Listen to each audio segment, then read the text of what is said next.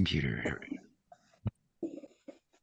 Okay, welcome everyone for the, I believe we're at the third reading of Philo of Alexandria's fantastically interesting, rich Pythagorean homage essay, metaphysical manifesto of On Creation, his commentaries on the Book of Moses. Anybody who wants to read the previous readings or listen along to the previous recordings that we all did can go to the description box. If you want to download the text that we're reading, go to the description box as well. That link will be there. There's a couple of quick things. I was just perusing what we'll be reading today. I didn't do too much work, honestly. I'm going to be discovering a lot of stuff, but I did read ahead a little bit, and there's a couple of key points I just wanted to showcase here with an image or two. So let me do a screen share, and I will do that. So can people see this picture of Zoom here? Of course they can. All right. So there's a couple of quick points. We've been dealing a lot with a rational interpretation of number. The Kabbalists of today didn't emerge in a vacuum. There's a similar problem of the sort of secret doctrine. Now you got the written Torah and then the oral secret Torah for the inner elites, which is one of the aspects of Kabbalah. And there's not one reading. There's not one interpretation. There's many different readings. You know, different people say, "Oh, I know what the secret doctrine is. Come into my club, and I'll help you discover how to read the secret doctrine using the codes of Kabbalah, of the Torah that's reduced to symbolism." And somebody else says, "No, I've got the reading. I've got the proper philosophy of how to interpret the secret doctrine using my interpretation of the coded messaging in the Torah." And then there's a lot of different philosophical veins that are not common or that are not compatible necessarily, but there is a rational thread that I think Philo, when you read his writings, is a Pythagorean, a Platonist, somebody who was a collaborator with the Apostle Peter against the cults of Rome that Eusebius records. It's clear that he represents a faction which is looking for the moral reasoning behind why we have certain quantization in the universe that's discoverable through the Platonic solids, through the certain proportions that emerge in constructive geometries, in musicology as well. When you listen to music, there's certain resonances that have a reflection in number that the mind is satisfied with, as well as the soul, in terms of the musicality of beauty. So one of the things that comes up a lot is the number 7. We read about the importance that he places on the number 7 a lot last reading.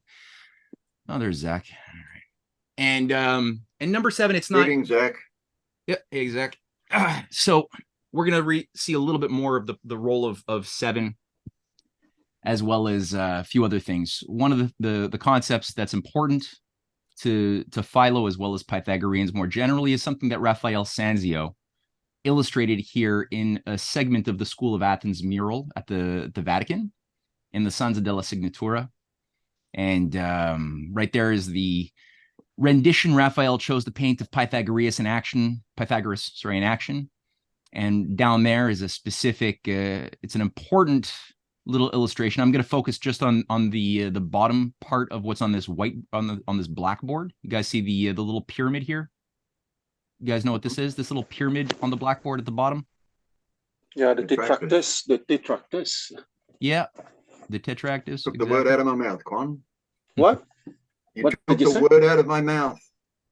Wow. That would not be the first time, Paul. You're welcome to do it too, Quan. So this is something that'll play in importantly when Philo uses number. He's not just thinking again about the quantity. People should be liberated from that, but rather the power of what number represents as an idea of self-multiplying or multiplying with other number to generate effects, either by division, by subtraction, by addition, by multiplication, but division, multiplication are the most important ones, where 2 times 3 can get 6, but 6 itself is representable geometrically, as well as, numerically. But the geometry is always, I think, preeminent in the mind of these types of Pythagoreans, who are looking at things like the 6-sided snowflake, the appearance of sixness in nature. Hold on, this stupid control panel is blocking my thing. All right, the tetractys, another way of looking at it, more simply, is simply the an equilateral triangle is one expression of it, but there's many that feature number 1, number 2, number 3, and number 4 on different levels. So 1, 2, 3, 4, 5, 6, 7, 8, 9, 10. There's 10 specific vertices or moments, right, on this triangle, each one denoting a position. There's many ways of looking at this Pythagorean tetractys, but again, it plays a very important idea in what Philo will be going through. The other thing here, Confucius, this is going to make more sense when we read something by Solon. Confucius, famous little point that Confucius made of the stages of the human growing as a mature, integrated being who could trust their passions as their reason developed, right, and became self-aware. At 15, I set my heart on learning. At 30, I firmly took my stand. At 40, I had no delusions. At 50, I knew the mandate of heaven. At 60, my ear was attuned. At 70, I followed my heart's desire without overstepping the boundaries of right. Beautiful, beautiful, beautiful overarching world philosophy right there. This is going to be an interesting thing to hold in mind as far as these various stages, as well as what Quan has been teaching us all about the stages, the epistemological stages of development through his hexagram aids, guide, and other things that Quan's been discussing. All of this is going to play into what people should have in mind as they continue reading Philo. You should have stopped thing. I'll do a share screen. All right. So I think a good place to start today would be section 33, number 99. There's 172 or so points as a whole, so we're almost finished. I don't think we're going to finish today, but we're almost finished. So who would like to be today's first or maybe only reader? Just make this bigger here. Ugh.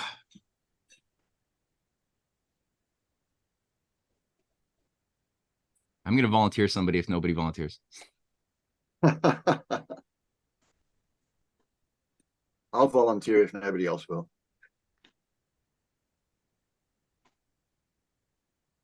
I think, Paul, you're on it. I'm happy to read. Just as I said, Matthew, I've had a lot of practice recently. I know you have. Okay, so from 99.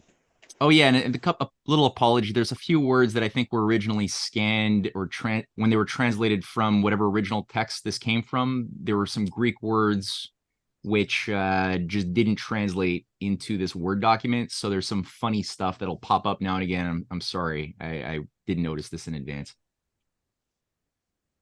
Yeah, I think I can see one in the second paragraph. Anyway, from 99. Okay, let's see how we go, folks.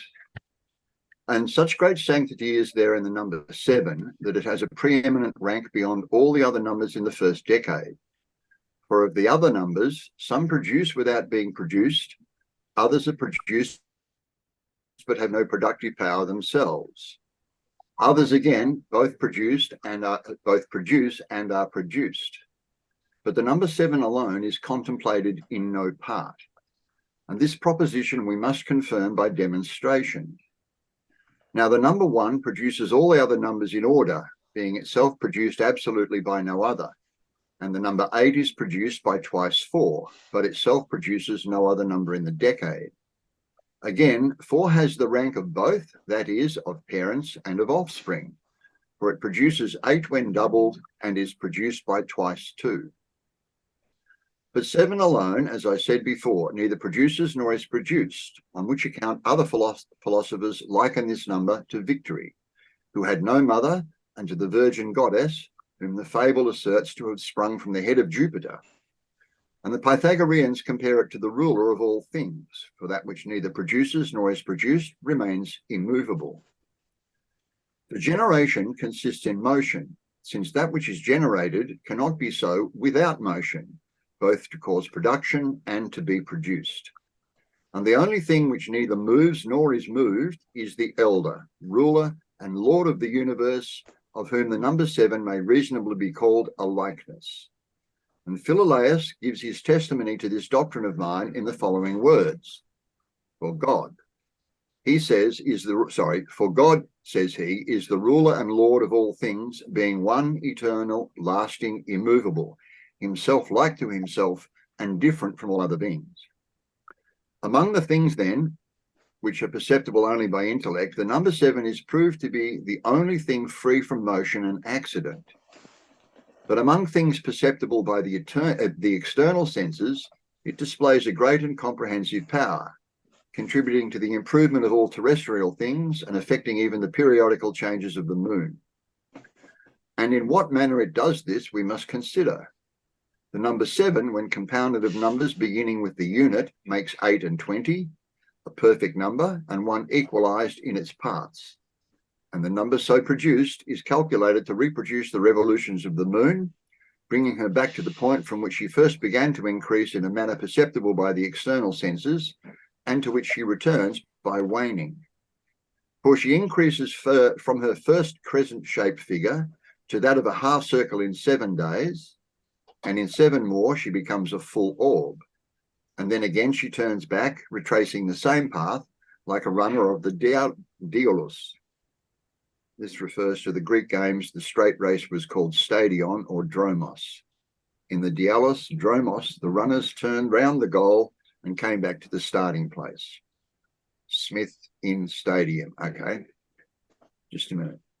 Yeah, it's like a footnote. They just splice right into the text. Just a minute. I'll just go back a little bit. Retracing the same path, like the runner of the Diaolus, receding from an orb full of light to a half circle again in 7 days.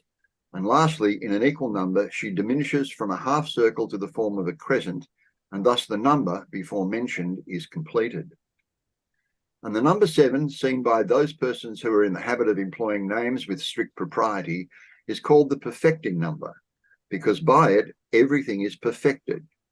And anyone may receive a confirmation of this from the fact that every organic body has 3 dimensions: length, depth, and breadth, and 4 boundaries: the point, the line, the superficies, and the solid. And by thesis, when combined, the number 7 is made up.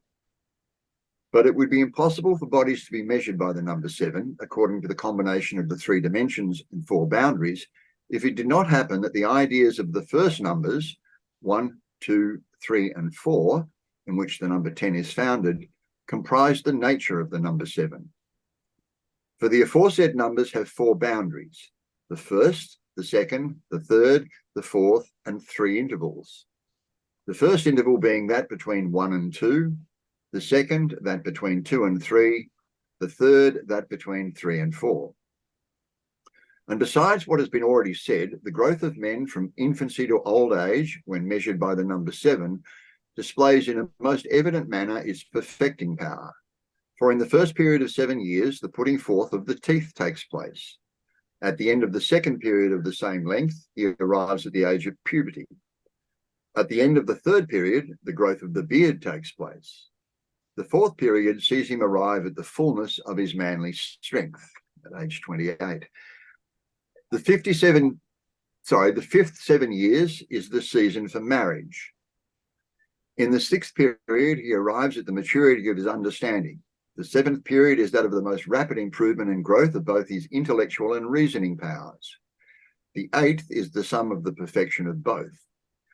In the 9th, his passions assume a mildness and gentleness, from being to a degree tame. In the 10th, the desirable end of life comes upon him, while his limbs and organic senses are still unimpaired, for excessive old age is apt to weaken and enfeeble them all. And Solon, the Athenian lawgiver, described these different ages in the following elegiac verses. In 7 years from the earliest breath, the child puts forth his hedge of teeth. When strengthened by a similar span, he first displays some signs of man. As in the 3rd, his limbs increase, a beard buds over his changing face. When he has passed a 4th such time, his strength and vigour's in its prime.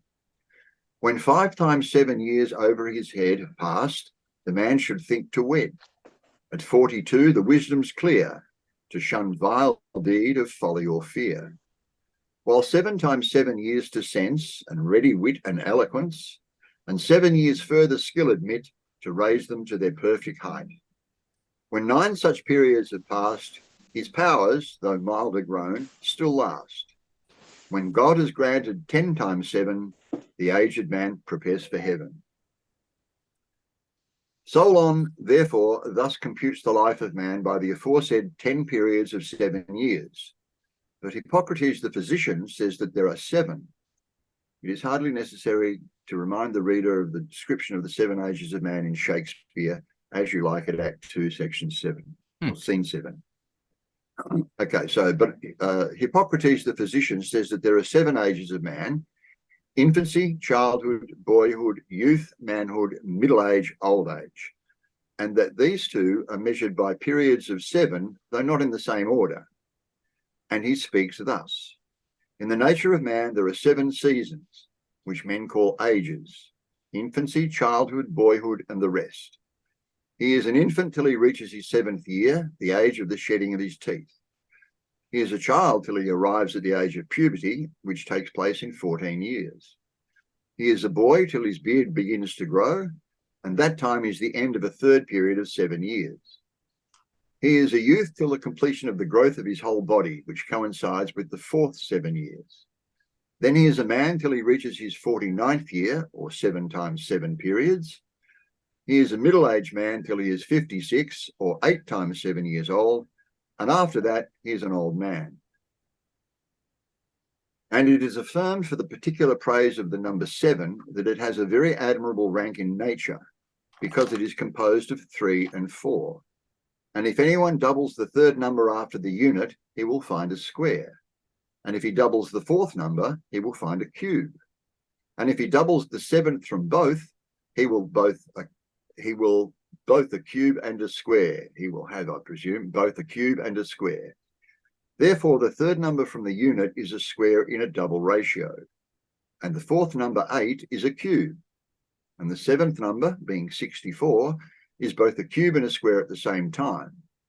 So that the 7th number is really a perfecting one, signifying both equalities: the plane superficies by the square, according to the connection with the number 3, and the solid by the cube, according to its relationship to the number 4, and of the numbers 3 and 4 are composed the number 7. But this number is not only a perfecter of things, but it is also, so to say, the most harmonious of numbers, and in a manner the source of that most beautiful diagram which describes all the harmonies, that of 4ths and that of 5ths and the diapason. It also comprises all the proportions, the arithmetical, the geometrical, and moreover, the harmonic proportion. And the square consists of those numbers, 6, 8, 9, and 12, and 8 bears to 6 the ratio of being 1/3 greater, which is the diapason of harmony. There's a word I've never seen before.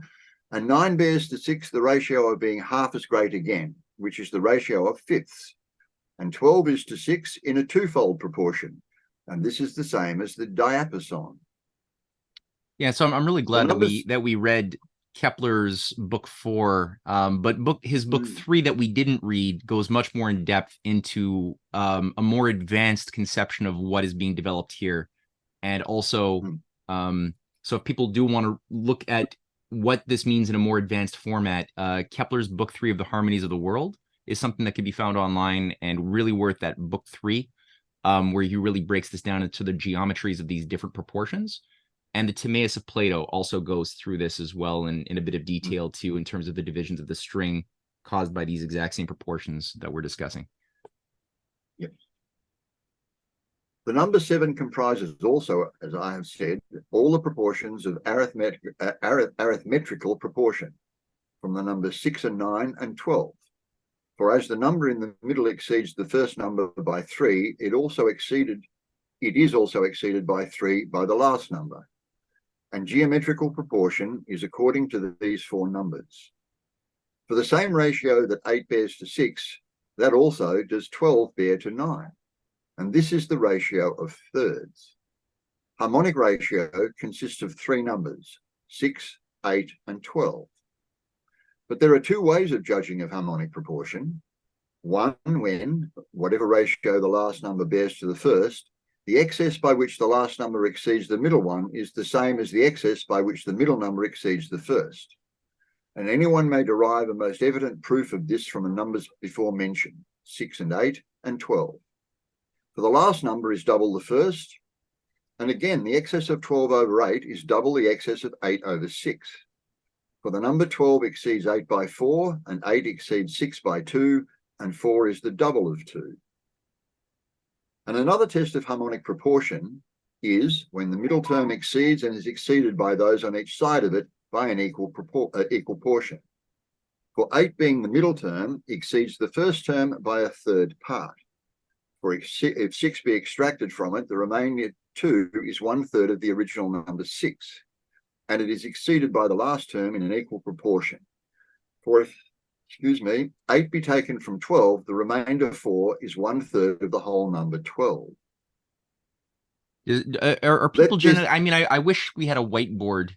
It would be so much easier, because I know just hearing a description of some of these proportions is a bit difficult for the mind to keep visualizations at a fast pace. So of course a whiteboard would make this much more intelligible. But are you generally getting the idea of the harmonic proportion and what he's talking about regarding the 6 to 12, the 8 in between? And or should we flesh that out at all?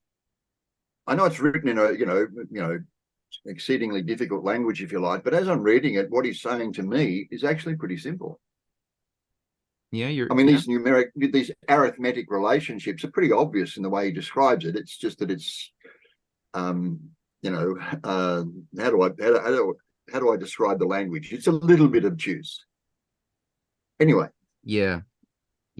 But it's important to keep in mind that, like, because you could think about means between extremes of like 1 and 2 in a variety of ways, right? You have between 1 and 2, you have the arithmetic mean, which is like the literal mathematical distance between 1 and 2 on a string, which would be, Nathan, what would that be between 1 and 2? What's the arithmetic mean between 1 and 2, Nathan?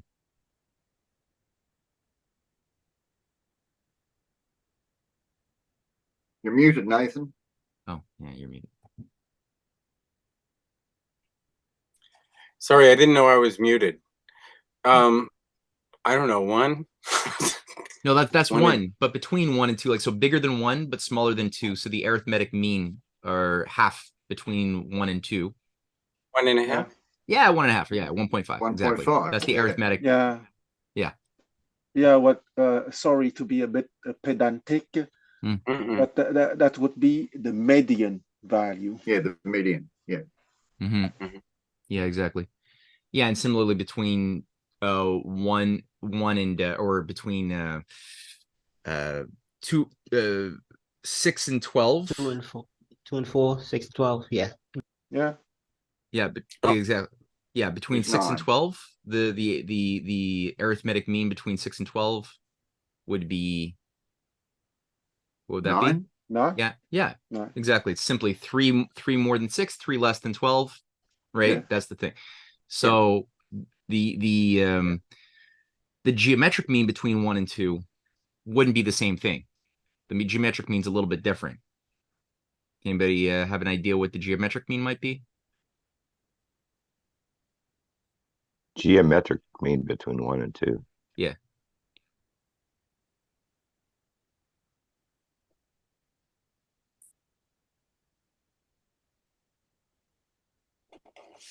I can't visualize that. Yeah, you can't, because it's not mathematical anymore. It's geometric. So you have to literally take 1 as a square and then double it. So at that point, between 1 as a square and it's double, 2 as a square, the side of the 2 would be square root of 2. Now, if you could take that distance of square root of 2, and it's like 1.416, it's one of these incommensurable numbers. It goes on forever. That square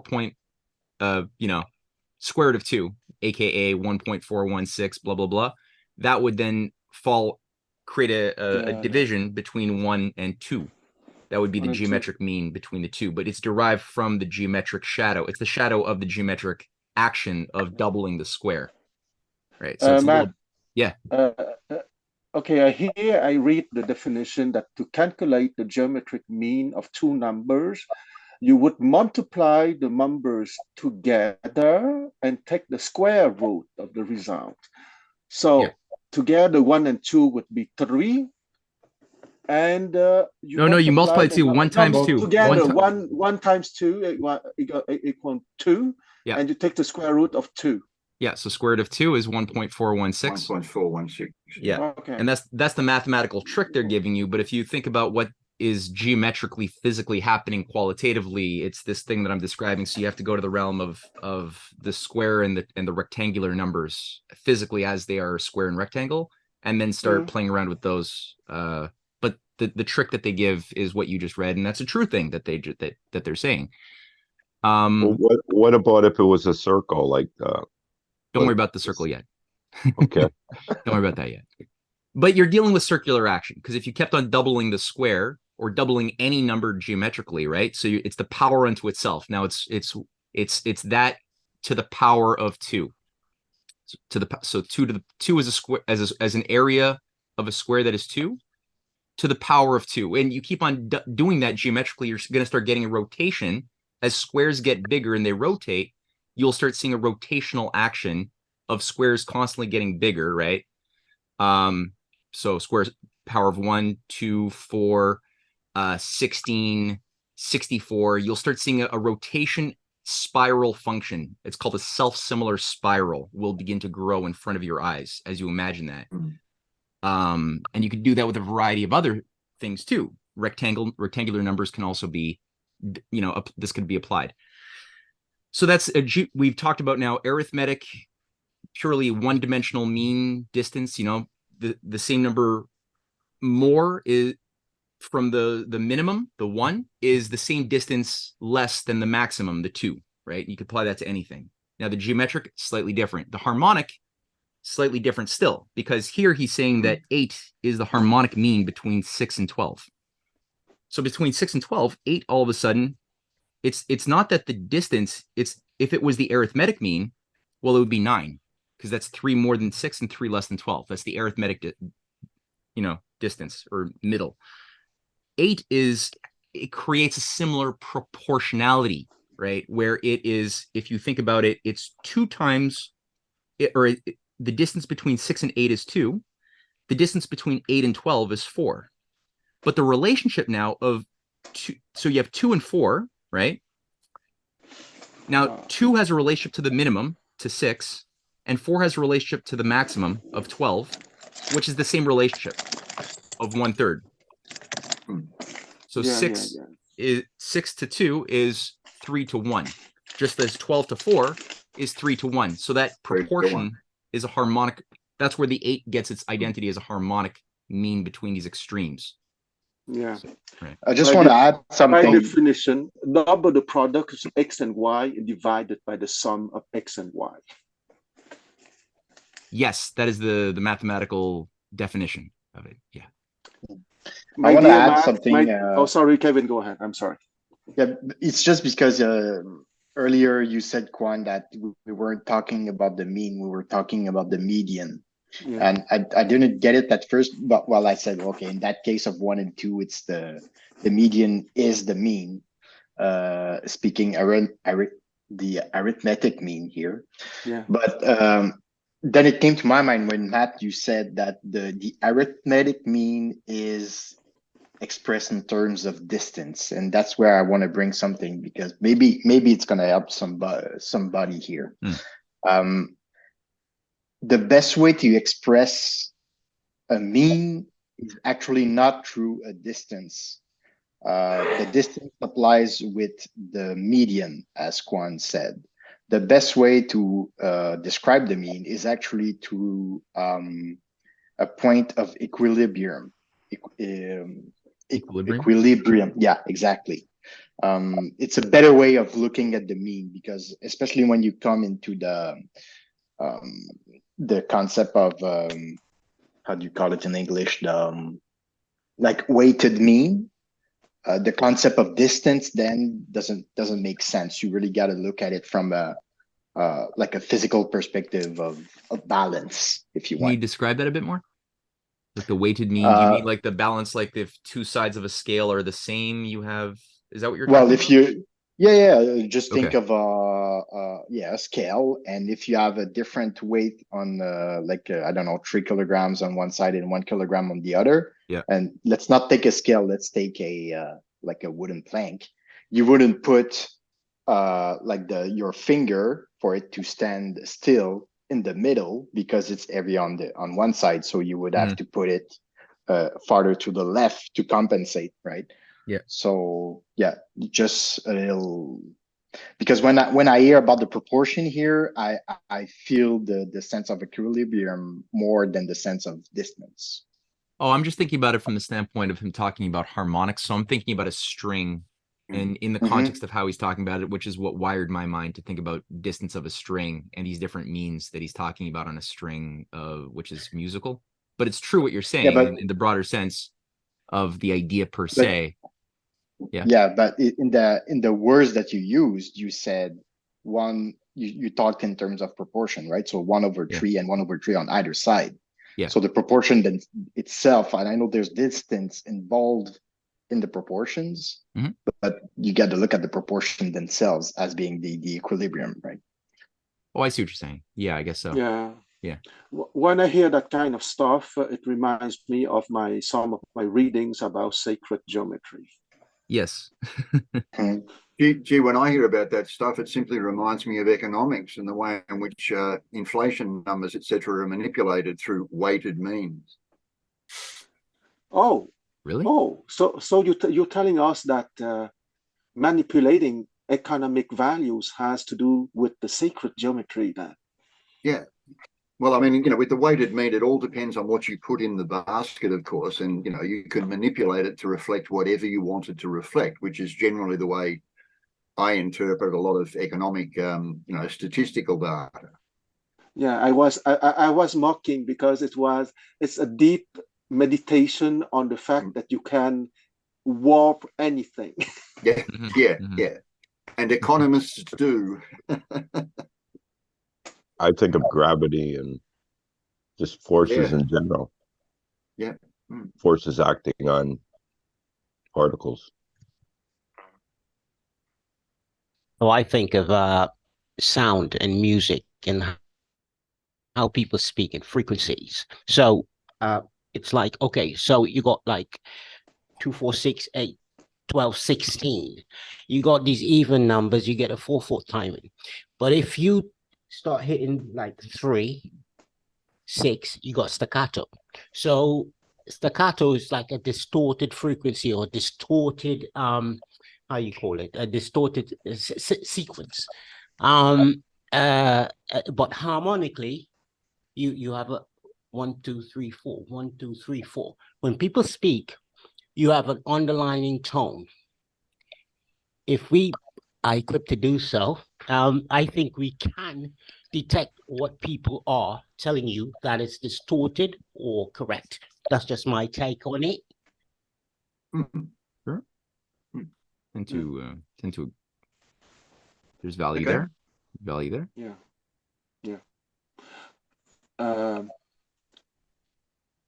And I would say that maybe just another thing on that stuff of harmonic proportions. The Tetractys is precisely through the epistemological development a graphic representation of the levels of harmonic proportions. Because, as you know, the 4 dots at the bottom represent is the element earth, okay, esoterically speaking, and that element earth is, suppose, let's take the idea of beauty, for example, okay? So the 4 dots is the bodily beauty, and the 3 dots just above is the beauty of the idea, and the 2 dots just above is the beauty of virtue, and the 1 dot at the top is the one beauty of the timeless form of beauty. And you have the ascending harmonic proportions in terms of numbers. Oh, I forget to say that the second stage is, of course, the element water. After you have the element fire and the element air. Thanks Is there to a you, reason Professor why Lee. each one is So the placed where it patch. is? I know that Earth would have a rational place at the base, being the most stable. That would, like Plato described, the Earth would be the most appropriate for the cube, since the cube is the most stable expression of all of the elements. But then, and fire would be the tetrahedron, since it's the sharpest and thus would cut more, as fire can penetrate. So is there a similar reasoning why you would place water than fire than air in that ordering above Earth in the tetractys system for your thinking? Yeah, I because always understood it to be something to do with density. yeah, absolutely. That's what I was going to say. For what? Let's not forget that here. Okay, I know, Matt, that you are a little bit allergic to gnosis, but be aware that you are reading gnosis now. Okay, because all those stuff that we are reading is healthy gnosis, and in gnosis, the fundamental hypothesis or the fundamental thesis that the more you are in the higher plane, the less laws you are constrained by, the less law. Okay, so why the dot is the absolute, the timeless form of beauty, because at that level you only have the law of love. So it's not, and it's the highest, or the most subtle, okay, the less gross level of reality. And because it's the less gross level of reality, it is the most unifying and the most pervasive, and having the less constraint on it. Interesting, Quan, because my mention of density before, the other word that I would use is motion, that you have the greatest freedom of motion at the top, air. Yeah. And the least freedom of motion at the bottom, earth. Absolutely. Yeah. And would correspond to the idea if you are only moved by love or motivated by love, you have the life which is at the highest freedom. Yeah. That's a good one. It's interesting the way these correspondences come out, isn't it? Anyway. Nice. Well, so you see, Matt, healthy gnosis is not evil. Yeah, I'm for healthy gnosis, man. I'm not. It's the unhealthy one that bothers me. Yeah, this is all good stuff. I just want a rational reason why why the things are the way they are, not otherwise. That's all. Shall we continue? Sure. Okay, number 111. Let this then be premised, as of necessity it must, respecting the honourable qualities which this diagram or square has, and the name to which it is entitled. And the number 7 unfolds an equal number of ideas, and even more in the case of incorporeal things, which are perceptible only by the intellect. And its nature extends also over every visible essence, reaching to both heaven and earth, which are the boundaries of everything. For what portion of all things on earth is there which is not fond of 7, being subdued by an affection and longing for the 7th?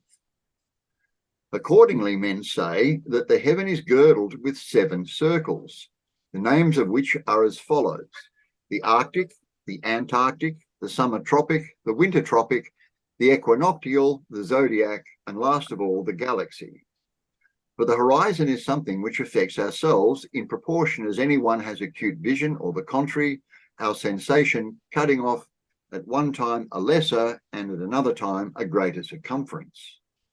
The planets too, with the corresponding host of fixed stars, are arrayed in 7 divisions, displaying a very great sympathy with the air and the earth. For they turn the air towards the times that are called the seasons of the year, causing in each of them innumerable changes by calm weather and pleasant breezes, and clouds and irresistible blasts of wind. And again, they make rivers to overflow and to subside, and turn plains into lakes, and again, on the contrary, they dry up the waters. They also cause the alterations of the seas when they receded and return with a reflux. For at times, when the tide recedes, on a sudden, an extensive line of shore occupies what is usually a wide gulf of sea, and in a short time afterwards, the waters are brought back. and there appears a sea, sailed over not by shallow boats, but by ships of exceeding great burden. And they also give increase and perfection to all the terrestrial animals and plants which produce fruit, endowing each with a nature to last a long time, so that new plants may flourish and come to maturity, the old ones having passed away, in order to provide an abundant supply of necessary things. Moreover, the constellation Ursa Major, which men call the guide of mariners, consists of 7 stars, which the pilots, keeping in view, steer in innumerable paths across the sea, directing their endeavours towards an incredible task, beyond the capacity of human intellect. For it is through conjectures, directed by the aforementioned stars, that they have discovered countries which were previously unknown, those who dwell on the continent having discovered islands, and islanders having found out continents. For it was fitting that the recesses both of earth and sea should be revealed to that God-loving animal, the race of mankind, by the purest of essences, namely heaven. And besides the stars above mentioned, the band of the Pleiades is also made up of 7 stars, the rising and occultation of which are the causes of great benefits to all men. For when they set, the furrows are ploughed up for the purpose of sowing, and when they are about to rise, they bring glad tidings of harvest. And after they have arisen, they awaken the rejoicing husbandmen to the collection of their necessary food, and they with joy store up their food for their daily use. And the sun, the ruler of the day, making 2 equinoxes every year, both in spring and autumn. The spring equinox in the constellation of Aries and the autumnal one in Libra gives the most evident demonstration possible of the divine dignity of the number 7. For each of the equinoxes takes place in the 7th month, at which time men are expressly commanded by law to celebrate the greatest and most popular and comprehensive festivals, since it is owing to both these seasons that all the fruits of the earth are engendered and brought to perfection, the fruit of corn and all other things which are sown being owing to the vernal equinox and that of the vine, and of all the other plants which bear hard berries, of which there are great numbers, to the autumnal one. Can I just make a quick comment here? May we? It always interested me, studied astrology some years ago. At the time of the writing of all of these readings that we're doing, pretty much the whole of the Southern Hemisphere was not known, because everything that I've just read in that paragraph is a complete contradiction to my 60 years of living in Australia, where it's completely the reverse. Just an interesting thing. Okay, continuing. And since all the things on earth depend upon the heavenly bodies according to a certain natural sympathy, it is in heaven too that the ratio of the number 7 began, and from thence it descended to us also, coming down to visit the race of mortal men. And so again, besides the dominant part of our mind, our soul is divided into 7 divisions, there being 5 senses, and besides them the vocal organ, and after that the generative power. All which things, like the puppets in a raree show, which are moved by strings by the manager, are at one time quiet and another time in motion, each according to its suitable habits and capacities of motion. In the same way, if one were to set about investigating the different parts of the body, in both their interior and the exterior arrangement, he will in each case find 7 divisions. Those which are visible are as follows: the head, the chest, the belly, 2 arms and 2 legs. The internal parts, or the entrails as they are called, are the stomach, the heart, the lungs, the spleen, the liver, and the 2 kidneys. Again, the principal and dominant part in an animal is the head, and that has 7 most necessary divisions: 2 eyes, an equal number of ears, 2 channels for the nostrils, and the mouth to make up 7, through which, as Plato says, mortal things find their entrance and immortal things their exit. For into the mouth do enter meat and drink, perishable food of a perishable body. But from out of it proceed words, the immortal laws of an immortal soul, by means of which rational life is regulated. That's a really interesting description. Yeah. Again, the things which are judged of by the best of the senses, sight, partake of number according to their kind. It's a fun idea, eh? Yeah, like into the mouth comes bodily food, out of the mouth comes soul food. It's a fun idea. Yeah. And each one of those, again, in the astrology that I studied, medical astrology, there are associations with each of the organs with the various planets. Anyway, again, the things which are judged of by the best of the senses, sight, partake of number according to their kind.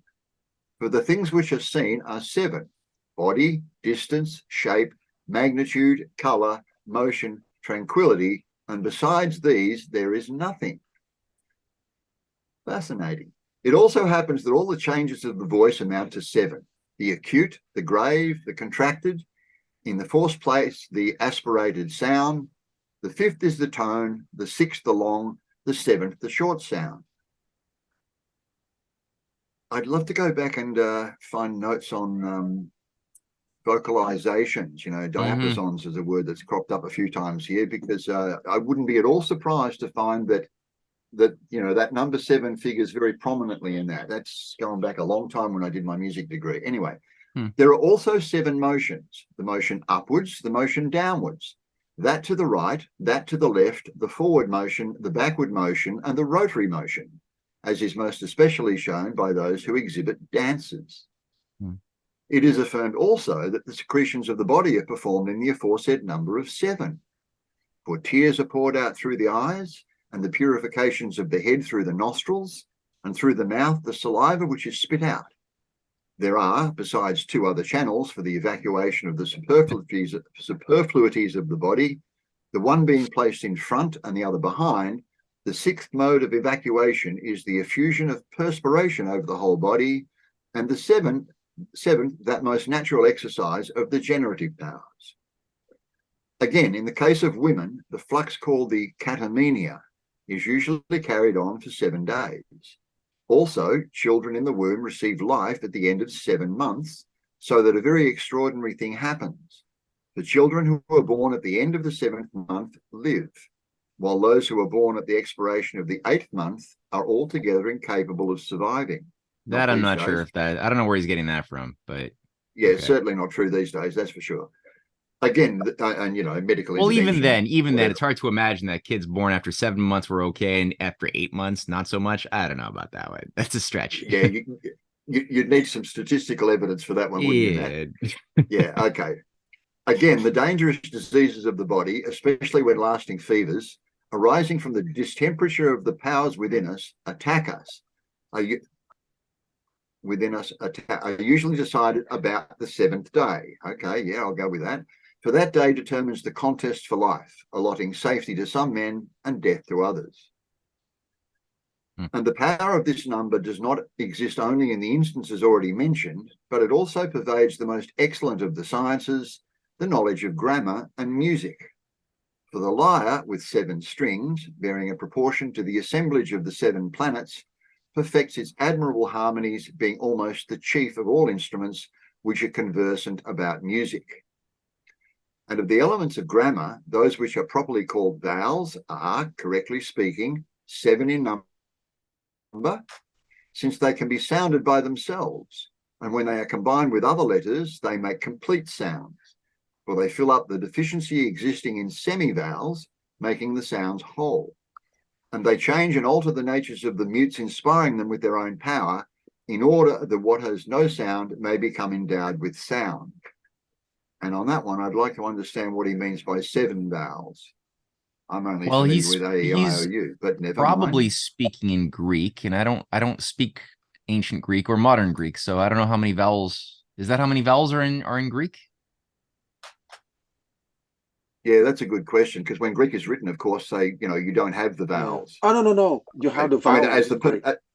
Yeah, but not when they're written. I mean, the perfect example of that is whenever anybody refers to Hermes Trismegistus as Thoth, yeah. Thoth or Toth or whatever, the correct pronunciation is Tehuta. Yeah. Wow. Yeah, the vowels are left out when it's written, and you're the one who's supposed to input the vowels. That's my understanding. Wow. Ancient Egyptian with hieroglyphic writing would not write the vowels. Yeah, and Greek likewise. Ancient Greek likewise. Okay. But you maybe the seventh would come from what they call diphthong. I don't know if it's the English is the same, because a diphthong is almost a vowel. Yeah. I mean, my only experiences with English is why I, What's that sound like? Yeah, that makes much more sense, Kwan. Thank you for that. What's that sound like? What's a diphthong? Almost vowel. Give you example, Paul. Give you the example. Okay, take an Australian and listen to them talk, and then get a New Zealander and listen to them talk, and they will pronounce their vowels completely differently. There's one example.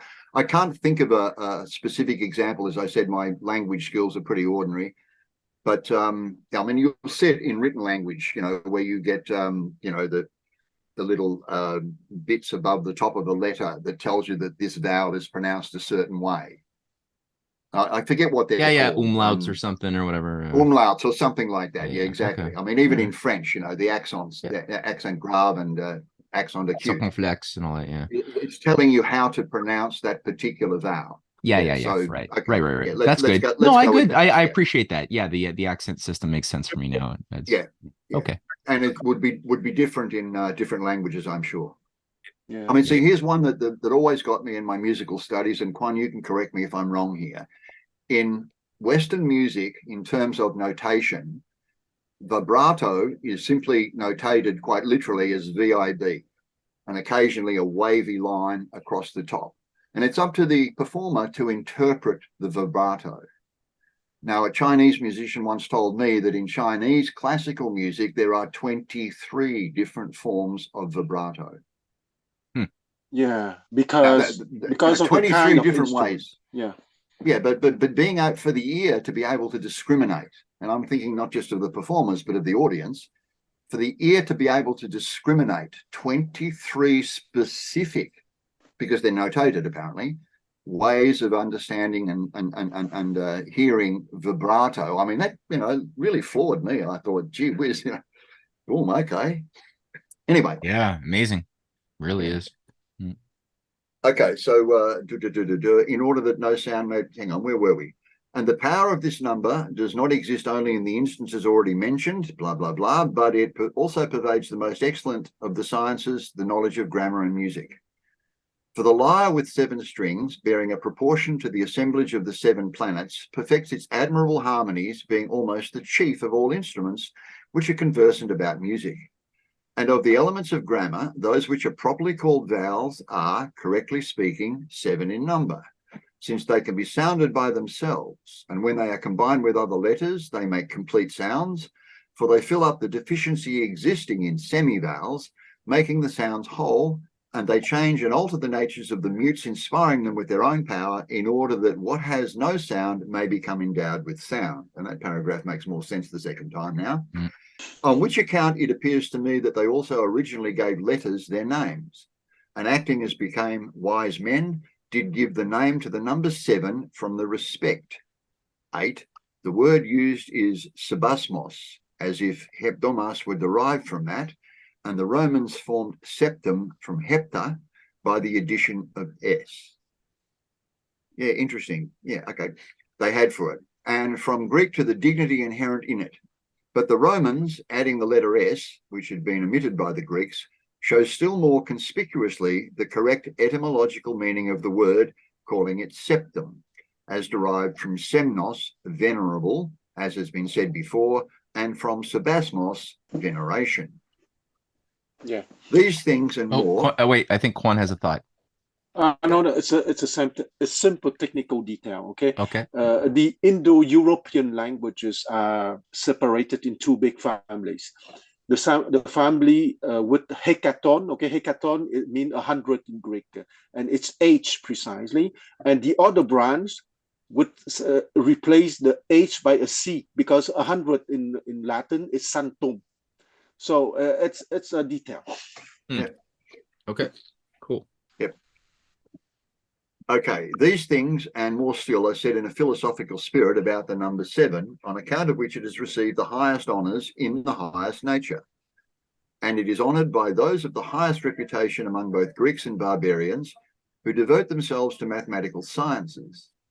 It was also greatly honoured by Moses, a man much attached to excellence of all sorts, who described its beauty on the most holy pillars of the law and wrote it in the hearts of all those who were subject to him, commanding them at the end of each period of 6 days to keep the seventh holy, abstaining from all other works which are done in the seeking after and providing the means of life, devoting that day to the single object of philosophizing with a view to the improvement of their morals and the examination of their consciences. For conscience, being seated in the soul as a judge, is not afraid to reprove men, sometimes employing pretty vehement threats, at other times by milder admonitions, using threats in regard to matters where men appear to be disobedient of deliberate purpose, and admonitions when their offences seem involuntary, through want of foresight, in order to prevent their hereafter offending in a similar manner. So Moses, summing up his account of the creation of the world, says in a brief style, "This is the book of the creation of the heaven and of the earth, when it took place, in the day on which God made the heaven and the earth, and every green herb before it appeared upon the earth, and all the grass of the field before it sprang up." Does he not here manifestly set before us incorporeal ideas perceptible only by the intellect, which have been appointed to be as seals of the perfected works, perceptible by the outward senses? For before the earth was green, he says that this same thing, verdure, existed in the nature of things, and before the grass sprang up in the field, there was grass, though it was not visible. And we must understand, in the case of everything else which is decided on by the external senses, there were elder forms and motions previously existing, according to which the things which were created were fashioned and measured out. For although Moses did not describe everything collectively, but only a part of what existed, as he was desirous of brevity, beyond all men that ever wrote, still the few things which he has mentioned are examples of the nature of all, for nature perfects none of those which are perceptible to the outward senses without an incorporeal model. Mm-hmm. Then, preserving the natural order of things, and having a regard to the connection between what comes afterwards and what has gone before, he says next, "And a fountain went up from the earth and watered the whole face of the earth." For other philosophers affirm that all water is one of the four elements of which the world was composed. But Moses, who is accustomed to contemplate and comprehend matters with a more acute and far-sighted vision, considers thus: the vast sea is an element, being a fourth part of the entire universe, which the men after him denominated the ocean, while they look upon the smaller seas which we sail over in the light of harbours. And he drew a distinction between the sweet and drinkable water and that of the sea, attributing the former to the earth and considering it a portion of the earth rather than of the ocean, on account of the reason which I have already mentioned, that is to say, that the earth may be held together by the sweet qualities of water as by a chain, the water acting in the manner of glue. For if the earth were left entirely dry, so that no moisture arose and penetrated through its holes rising to the surface in various directions, it would split. But now it is held together and remains lasting, partly by the force of the wind which unites it, and partly because the moisture does not allow it to become dry, and so to be broken up into larger and smaller fragments. Now that's an interesting paragraph, and I think a lot of geologists would probably dispute that, wouldn't they? Water does in fact split rock. Mm-hmm. Anyway, okay, this is one reason, and we must also mention another, which is aimed at the truth like an arrow at a mark. It is not the nature of anything upon the earth to exist without a moist essence. And this is indicated by the throwing of seed, which is either moist, as the seed of animals, or else does not shoot up without moisture, such as the seeds of plants. From which it is evident that it follows that the aforesaid moist essence must be a portion of the earth which produces everything, just as the flux of the catamenia is a part of women. For by men who are learned in natural philosophy, this also is said to be the corporeal essence of children. Nor is what we are about to say inconsistent with what has been said, for nature has bestowed upon every mother, as a most indispensable part of her conformation, breasts gushing forth like fountains, having in this manner provided abundant food for the child that is to be born.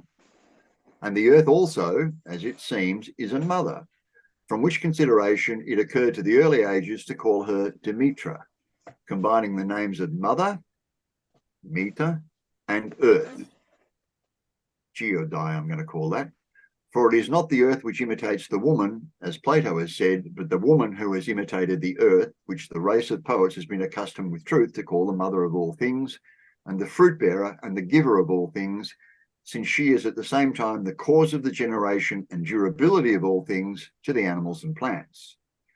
Rightly, therefore, did nature bestow on the earth as the eldest and most fertile of mothers, streams of rivers, and fountains like breasts, in order that the plants might be watered and that all living things might have abundant supplies of drink.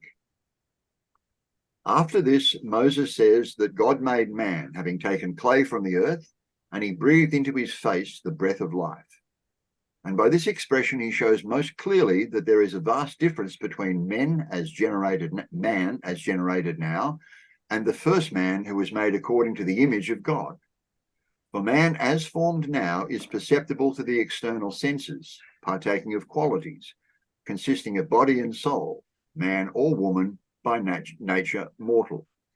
But man, made according to the image of God, was an idea or a genus or a seal, perceptible only by the intellect, incorporeal, neither male or female, imperishable by nature. And there's an enormous amount of literature, early literature, that refers to that. And, you know, I don't want to go into it too much. Think of the root races of theosophy and the androgynous nature of the creation. And that's not just a Western thing. You'll find that in South American literature too. Yeah, I mean, I would. Yeah, the thing that Plato is because he's really getting across the Platonic higher reality of being that is the template for all the realm of becoming and change and flux, right? And the essence the idea of humanity transcends our gender. So the essence of what it means to be a human goes beyond race or gender or anything to the purity of what a human is as far as an idea. Just like he was saying that greenness existed before green physically appeared on the earth, there was still the existence of green in the universe. And he's not referring to seeds there either. He's referring to an idea, as you say, Matthew. Yeah. Okay, but he asserts that the formation of the individual man, perceptible by the external senses, is a composition of earthly substance and divine spirit. For that the body was created by the Creator, taking a lump of clay and fashioning the human form out of it, but that the soul proceeds from no created thing at all, but from the Father and ruler of all things.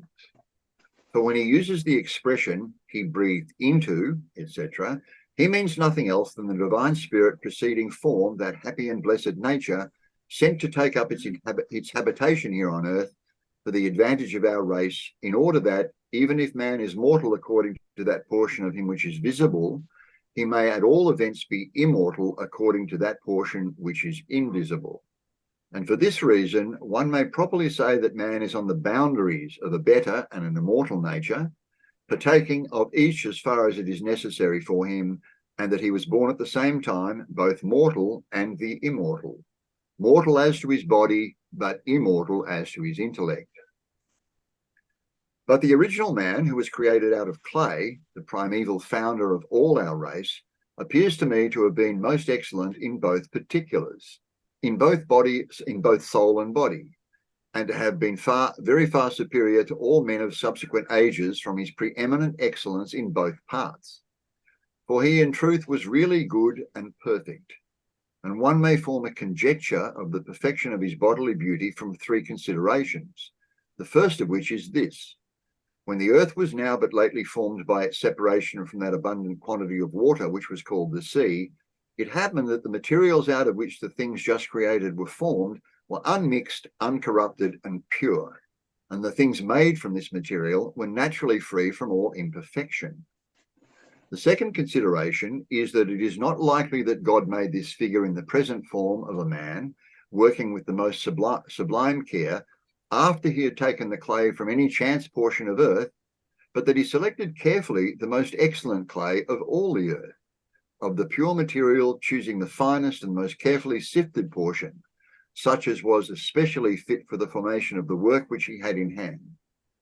For it was an abode or sacred temple for a reasonable soul which was being made, the image of which he was to carry about in his heart, being the most godlike looking of images.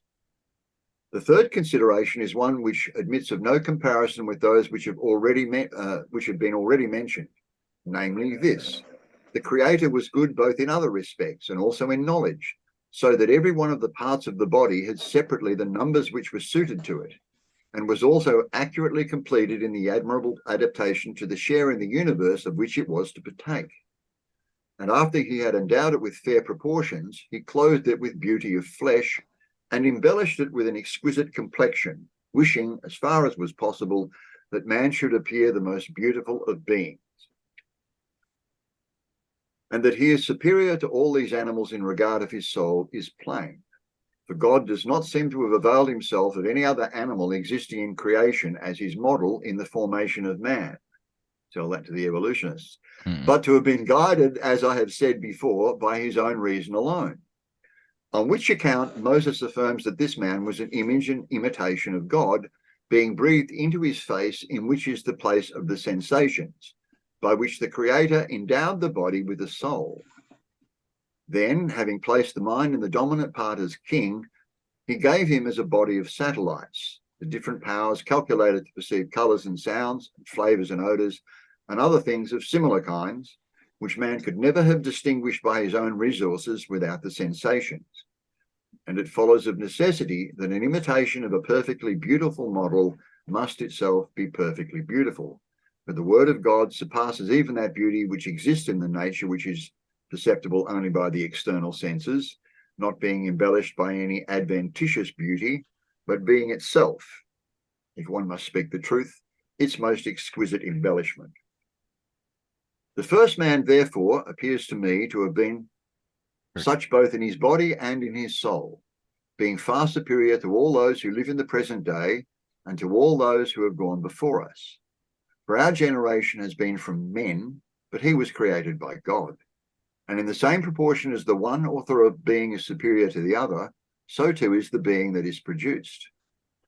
For as that which is in its prime is superior to that the beauty of which is gone by, whether it be an animal or a plant or fruit or anything else whatever of the productions of nature, so also the first man who was ever formed appears to have been the height of perfection of our entire race, and subsequent generations appear never to have reached an equal state of perfection, but to have at all times been inferior both in their appearance and in their power, and to have been constantly degenerating. Which same thing I have also seen to be the case in the instance of the sculptor's and painter's art. For the imitations always fall short of the original models. And those works which are painted or fashioned from models must be much more inferior, as being still further removed from the original. And the stone which is called the magnet is subject to a similar deterioration. For any iron ring which touches it is held by it as firmly as possible, but another which only touches that ring is held less firmly. And the third ring hangs from the second, and the fourth from the third, and the fifth from the fourth, and so on, one from another in a long chain, being all held together by one attractive power, but still they are not all supported in the same degree. For those which are suspended at a distance from the original attraction are held more loosely, because the attractive power is weakened and is no longer able to bind them in an equal degree. And the race of mankind appears to be subject to an influence of the same kind, since in men the faculties and distinctive qualities of both body and soul are less vivid and strongly marked in each succeeding generation. Yeah, we're going to have a discussion about all of this, aren't we? And we shall be only saying what is the plain truth if we call the original founder of our race not only the first man, but also the first citizen of the world. For the world was his house and his city, while he had as yet no structure made by hands and wrought out of the materials of wood and stone. And in this world he lived as in his own country, in all safety, removed from any fear, inasmuch as he had been thought worthy of the dominion over all earthly things. He had everything that was mortal crouching before him, and taught to obey him as their master, or else constrained to do so by superior force, and living himself surrounded by all the joys which peace can bestow without a struggle and without reproach. But since every city in which laws are properly established has a regular constitution, it became necessary for this citizen of the world to adopt the same constitution as that which prevailed in the universal world. And this constitution is the right reason of nature, which in more appropriate language is denominated law, being a divine arrangement in accordance with which everything suitable and appropriate is assigned to every individual. But of this city and constitution, there must have been some citizens before man, who might be justly called citizens of a mighty city, having received the greatest imaginable circumference to dwell in, and having been enrolled in the largest and most perfect commonwealth. And who could these have been but rational divine natures, some of them incorporeal and perceptible only by intellect, and others not destitute of bodily substance, such in fact as the stars? And he who associated with and lived among them was naturally living in a state of unmixed happiness, and being akin and nearly related to the ruler of all, inasmuch as a great deal of the divine spirit had flowed into him, he was eager both to say and to do everything which might please his father and his king, following him step by step in the paths which the virtues prepare and make plain, and those in which those souls alone are permitted to proceed who consider the attaining a likeness to God, who made them as the proper end of their existence.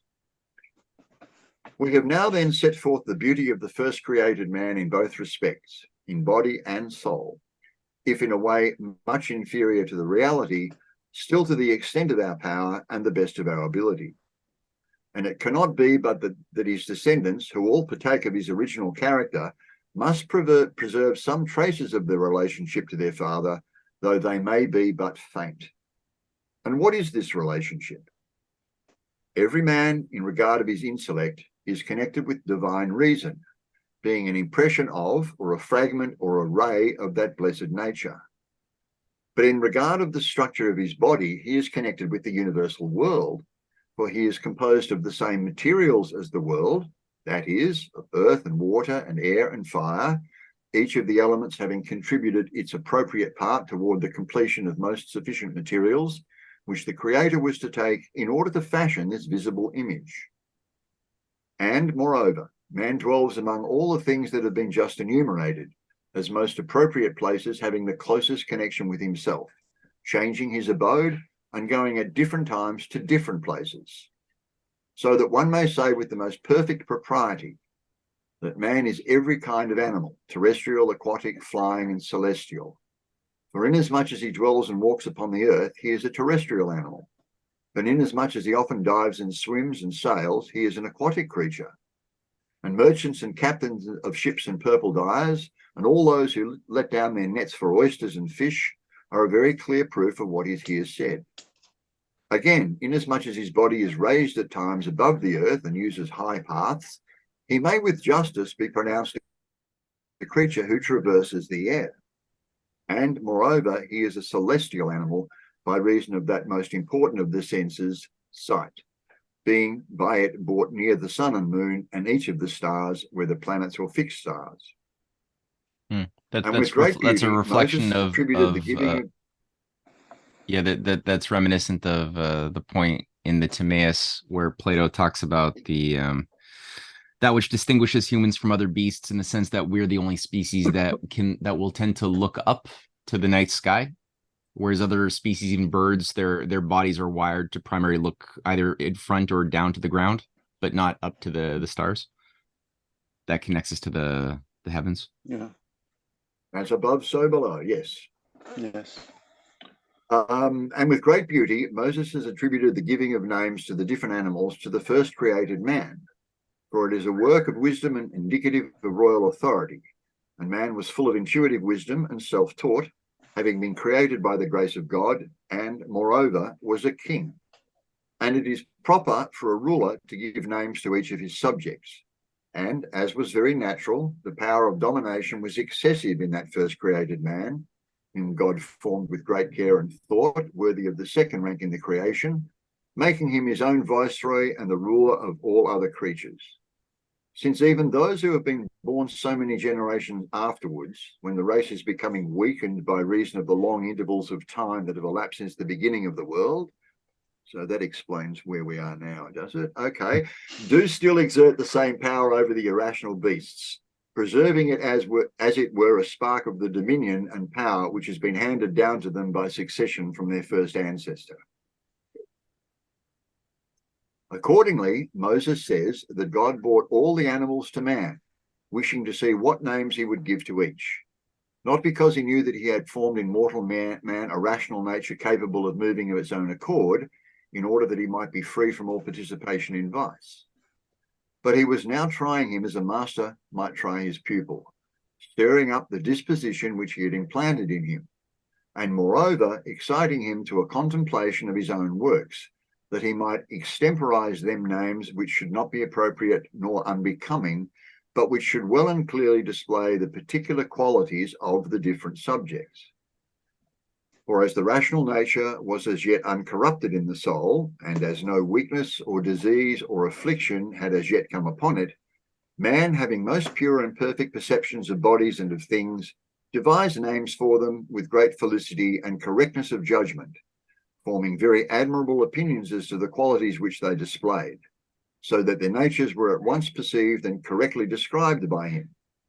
And he was so excellent in all good things that he speedily arrived at the very perfection of human happiness. Taxonomy! But since nothing in creation lasts forever, but all mortal things are liable to inevitable changes and alterations, it was unavoidable that the first man should also undergo some disaster. And the beginning of his life, being liable to reproach, was his wife. For as long as he was single, he resembled, as to his creation, both the world and God, and he represented in his soul the characteristics of the nature of each. I do not mean all of them, but such as a mortal constitution was capable of admitting. But when woman also was created, man, perceiving a closely connected figure and a kindred formation to his own, rejoiced at the sight, and approached her and embraced her. And she, in like manner, beholding a creature greatly resembling herself, rejoiced also, and addressed him in reply, and with due modesty. And love being engendered, and, as it were, uniting two separate portions of one animal into one body, adapted them to each other, implanting in each of them a desire of connection with the other, with a view to the generation of a being similar to themselves. And this desire caused likewise pleasure to their bodies, which is the beginning of iniquities and transgressions. And it is owing to this that men have exchanged their previously immortal and happy existence for one which is mortal and full of misfortune. But while man was still living a solitary life, and before woman was created, the history relates that a paradise was planted by God, in no respect resembling the parks which are seen among men now. For parks of our day are only lifeless woods, full of all kinds of trees, some evergreen with a view to the undisturbed delectation of the sight, others budding and germinating in the spring season and producing fruit, some eatable by man and sufficient not only for the necessary support of nature as food, but also for the superfluous enjoyment of luxurious life, and some not eatable by man, but of necessity bestowed upon the beasts. But in the paradise made by God, all the plants were endowed in the souls and reason, producing for their fruit the different virtues, and moreover, imperishable wisdom and prudence, by which honourable and dishonourable things are distinguished from one another, and also a life free from disease and exempt from corruption, and all other qualities corresponding to these already mentioned. And these statements appear to me to be dictated by a philosophy which is symbolical rather than strictly accurate. For no trees of life or of knowledge have ever at any previous time appeared upon the earth, nor is it likely that any will appear hereafter. But I rather conceive that Moses was speaking in an allegorical spirit, intending by his paradise to intimate the dominant character of the soul, which is full of innumerable opinions, as this figurative paradise was of trees. And by the tree of life he was shadowing out the greatest of the virtues, namely, piety towards the gods, by means of which the soul is made immortal. And by the tree which had the knowledge of good and evil, he was intimating that wisdom and moderation, by means of which things, contrary to their nature to one another, are distinguished. Therefore, having laid down these to be boundaries, as it were, in the soul, God then, like a judge, began to consider to which side men would be most inclined by nature. And when he saw that the disposition of man had a tendency to wickedness, and was but little inclined to holiness or piety, by which qualities an immortal life is secured, he drove them forth as was very natural, and banished him from paradise, giving no hope of any subsequent restoration to his soul, which had sinned in such a desperate and irredeemable manner. Since even the opportunity of deceit was blamable in no slight degree, which I must not pass over in this place. It is said that the old poisonous and earthborn reptile, the serpent, uttered the voice of a man, and he on one occasion, coming to the wife of the first created man, reproached her with her slowness and her excessive prudence, because she delayed and hesitated to gather the fruit which was completely beautiful to look at, and exceedingly sweet to enjoy, and was, moreover, most useful as being a means by which men might be able to distinguish between good and evil. And she, without any inquiry, prompted by an unstable and rash mind, acquiesced in his advice, and ate of the fruit, and gave a portion of it to her husband. And this conduct suddenly changed both of them from innocence and simplicity of character to all kinds of wickedness, at which the father of all was indignant. For their actions deserved his anger, inasmuch as they, passing by the tree of eternal life, the tree which might have endowed them with perfection of virtue, and by means of which they might have enjoyed a long and happy life, preferred a brief and mortal, I will not call it life, but time full of unhappiness, and accordingly he appointed them such punishment as was befitting. And these things are not mere fabulous inventions in which the race of poets and sophists delight, but are rather types shadowing forth some allegorical truth, according to some mystical explanation.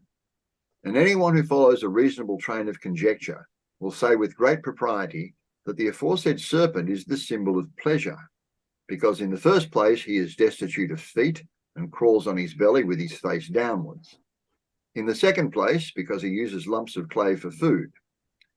Thirdly, because he bears poison in his teeth, by which it is in his nature to kill those who are bitten by him. And the man devoted to pleasure is free from none of the aforementioned evils, for it is with difficulty that he can raise his head, being weighed down and dragged down, since intemperance trips him up and keeps him down. And he feeds not on heavenly food, which wisdom offers to contemplative men by means of discourses and opinions, but on that which is put forth by the earth in the varying seasons of the year, from which arise drunkenness and voracity and licentiousness, breaking through and inflaming the appetites of the belly, and enslaving them in subjection to gluttony, by which they strengthen the impetuous passions, the seat of which is beneath the belly, and make them break forth.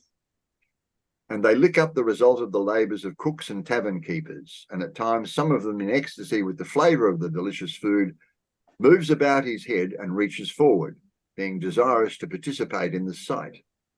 And when he sees an expensively furnished table, he throws himself bodily upon the delicacies which are abundantly prepared, and devotes himself to them, wishing to be filled with them altogether, and so to depart, having no other end in view than that he should allow nothing of such a sumptuous preparation to be wasted. Owing to which conduct, he too carries about poison in his teeth, no less than the serpent does. For his teeth are the ministers and servants of his insatiability, cutting up and smoothing everything which has a reference to eating, and committing them in the first place to the tongue, which decides upon and distinguishes between the various flavours, and subsequently to the larynx. But immoderate indulgence in eating is naturally a poisonous and deadly habit, inasmuch as what is so devoured is not capable of digestion, in consequence of the quantity of additional food, which is heaped in on the top of it, and arrives before it was previously eaten, before what was previously eaten is converted into juice. And the serpent is said to have uttered a human voice, because pleasure employs innumerable champions and defenders who take care to advocate its interests, and who dare to assert that the power over everything, both small and great, does of right belong to it without any exception whatever. Now, the first approaches of the male to the female have a pleasure in them which brings on other pleasures also. And it is through this pleasure that the formation and generation of children is carried on. My apologies there. And what is generated by it appears to be attached to nothing rather than to it, since they rejoice in pleasure and are impatient at pain, which is its contrary. On which account, even the infant, when first brought forth, cries, being as it seems in pain at the cold. For coming forth on a sudden into the air from a very warm and indeed hot region, namely the womb, in which it has been abiding a considerable time, the air being a cold place and one to which it is wholly unaccustomed, it is alarmed and pours forth tears as the most evident proof of its one grief and of its impatience of pain. For every animal, it is said, hastens to pleasure as to the cud which is most indispensable and necessary to its very existence. And above all other animals, this is the case with man. For other animals pursue pleasure only in taste and in the acts of generation. I dispute that. Man aims at it by means of his other senses also, devoting himself to whatever sights or sounds can impart pleasure to his eyes or ears. And many other things are said in the way of praise of this inclination, especially that it is one most peculiar and kindred to all animals. When you said you dispute the other animals which pursue pleasure only in taste and in acts of generation, what were you thinking about? That, yeah. Well, okay. You know, it's a very simple thing. I don't have the links for it, but if you go to YouTube, you can find some documentaries on the way in which various animals on this planet pursue sex for pleasure, not for generation. Look up packs of hyenas and what they do. Seriously. Yeah. We are not the only creatures on earth who pursue sex for pure pleasure. Now, whilst it is a general rule that generation, that is very, very much true, but you know, on the basis of the evidence that I've seen, you can't dismiss the idea that there are other creatures on this planet, you know, chimpanzees. Yeah. Chimpanzee females who literally the bonobo, make dildos. yeah, the bonobo, yeah. Yes. You know, I mean, yeah, right. That's merely one example. I look at, you know, if I could, I think I've lost the link to it, but I could probably find it. I'll send it to you. I remember stumbling across it one night, sitting at home, and I think I was in bed with my wife at night, and we stumbled on this thing on you know, some National Geographic, and there were two parts to it, and we were literally dumbfounded. Because the examples were numerous. And I don't mean like million, but they were numerous enough for me to be able to make the comment that I just made. Anyway. Paul, look at Paul, you have to acknowledge something. And I have some proclivity to philosophy. And believe me, philosophers are human supremacists. So yeah. So it's okay. Philo was a philosopher, so it's normal that he was a human supremacist. So let's forgive him. Yeah. Look, I'm not, you know, and again, it's a long time ago, and he wasn't the one out there with the National Geographic researchers doing all the photographing and researching. So, you know, yeah. Okay, now where was I? It's 162. For every animal, as it said, hasten. No, okay, yeah. And many other things are said in the way of praise of this inclination, especially that it is one most peculiar and kindred to all animals. But what has been already said is sufficient to show what the reasons were on account of which the serpent appears to have uttered a human voice. And it is on this account that Moses appears to me in the particular laws also which he issued in the respect to animals, deciding what were proper to be eaten and what were not, to have given special praise to an animal called the serpent fighter. This is a reptile with jointed legs above its feet, by which it is able to leap and to raise itself on high in the same manner as the tribe of locusts. What the hell? For the serpent fighter, mongoose. Yeah. What's the other one too? The one that I love, honey badgers. Honey badgers. Okay. They'll take on anything. Okay. But no, because he's talking about a reptile with jointed legs above its feet. I guess, some sort of a iguana. The Komodo dragon, I immediately thought it's got to be a lizard anyway. All right. For the serpent fighter appears to me to be no other than temperance expressed under a symbolic figure, waging an interminable and unrelenting warfare against intemperance and pleasure. For temperance especially embraces economy and frugality and pares down the necessities to a small number, preferring a life of austerity and dignity. But intemperance is devoted to extravagance and superfluity, which are the causes of luxury and effeminacy to both soul and body, and to which it is owing that in the opinion of wise men, life is but a faulty thing and more miserable than death. But its juggleries and deceits, pleasure does not venture to bring directly to the man, but first offers them to the woman, and by her means to the man. Okay, acting in a very natural and sagacious manner. For in human beings, the mind occupies the rank of the man and the sensations that of the woman. And pleasure joins itself to and associates itself with the sensations first of all, and then by their means cajoles also the mind, which is the dominant part. For after each of the senses have been subjected to the charms of pleasure and has learnt to delight in what is offered to it, the sight being fascinated by varieties of colours and shapes, the hearing by harmonious sounds, the taste by the sweetness of flowers, and the smell by the delicious fragrance of the odours which are brought before it, these all having received these offerings like handmaids, bring them to the mind as their master, leading with them persuasion as an advocate, to warn it against rejecting any of them whatever. And the mind, being immediately caught by the bait, becomes a subject instead of a ruler, and a slave instead of a master, and an exile instead of a citizen, and a mortal instead of an immortal. We must altogether not be ignorant that pleasure, being like a courtesan or mistress, is eager to meet with a lover, and seeks for panders in order by their means to catch a lover. And the sensations are her panders and conciliate love to her, and she, employing them as baits, easily brings the mind into subjection to her. And the sensations conveying within the mind the things which have been seen externally explain and display the forms of each of them, setting their seal upon a similar affection. For the mind is like wax and receives the impressions of appearances through the sensations, by means of which it makes itself master of the body, which of itself it would not be able to do so, as I have already said. And those who have previously become the slaves of pleasure immediately receive the wages of this miserable and incurable passion.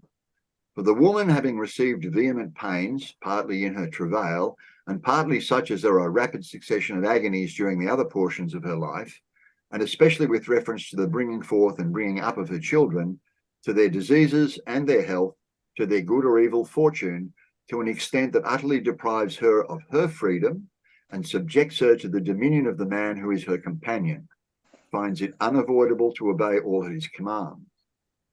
And the man in his turn endures toils and labours and continual sweats in order to the providing of himself with necessaries. And he also bears the deprivation of all those spontaneous good things which the earth was originally taught to produce without requiring the skill of the farmer. And he is subjected to a state in which he lives in incessant labour for the purpose of seeking for food and means of subsistence in order to avoid perishing by hunger. For I think that as the sun and the moon do continually give light, ever since they were originally commanded to do so at the time of the original creation of the universe, and as they constantly obey the divine injunction, for the sake of no other reason but because evil and disobedience are banished to a distance far from the boundaries of heaven, so in the same way with the fertile and productive regions of the earth yield an immense abundance in the various seasons of the year without any skill or cooperation on the part of the husbandman. But at present, the ever-flowing fountains of the graces of God have been checked from the time when wickedness began to increase faster than the virtues, in order that they might not be supplying men who are unworthy to be benefited by them. Therefore, the race of mankind, if it had met with strict and befitting justice, must have been utterly destroyed because of its ingratitude to God, its benefactor, and its saviour. But God, being merciful by nature, took pity upon them and moderated their punishment.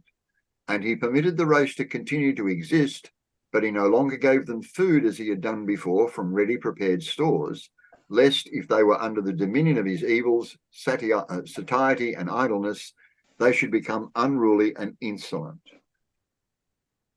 Such is the life of those who originally were men of innocence and simplicity, and also of those who have come to prefer vice to virtue, and from whom one ought to keep aloof. And in his before mentioned account of the creation of the world, Moses teaches us also many other things, and especially 5 most beautiful lessons which are superior to all others. In the first place, for the sake of convicting the atheists, he teaches us that the deity has a real being and existence. Now, of the atheists, some have only doubted of the existence of God, stating it to be an uncertain thing. But others who are more audacious have taken courage and asserted positively that there are no such thing, but this is affirmed only by men who have darkened the truth with fabulous inventions. Around about now, I'm going to ask somebody else to read. My voice is getting. Oh, we're done. We're done. No, look at that. Don't end now, man. You're at the finish line. You're doing great. Okay. Then we've got a lot to discuss. We really have. I mean, the interesting part about that last bit, having just read what I have read for Zach, for example, early days of Christianity, what God took away from Adam and Eve is what he's referring to there was free food.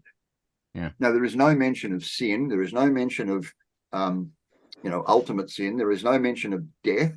No. Which, I'm pretty sure, according to the Eastern Christian theology, that is the sin is the cause of death, or the cause of death is sin. Yeah, death is what you inherited, but you didn't inherit the guilt. The Eastern Church didn't inherit the guilt forever in perpetuity, as the Catholic Church gives us. So it's intriguing because this is a man we're reading. Philo here is there at the beginning of the development of Christianity, and its combination of with Platonic ideas and things like that. There is just no mention of anything like that. No, not at all. So that's an idea that developed later, and as I say, it is the basis of the schism between the East and West. Yeah, and I think you'll enjoy, like, when you look at a lot of these early Platonic church fathers, like Origen and Eusebius and even Irenaeus. There's obviously, and lots of others.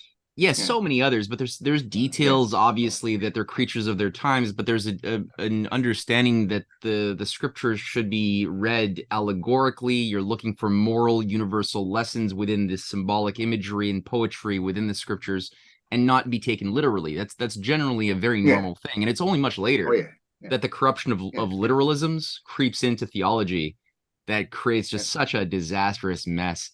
Yeah, and as you've said many times before, Matthew, good people can say bad things and bad people can say good things. Yeah, right. Okay, now Augustine of Hippo, for example, is somebody that you praise for his city of God. Yeah.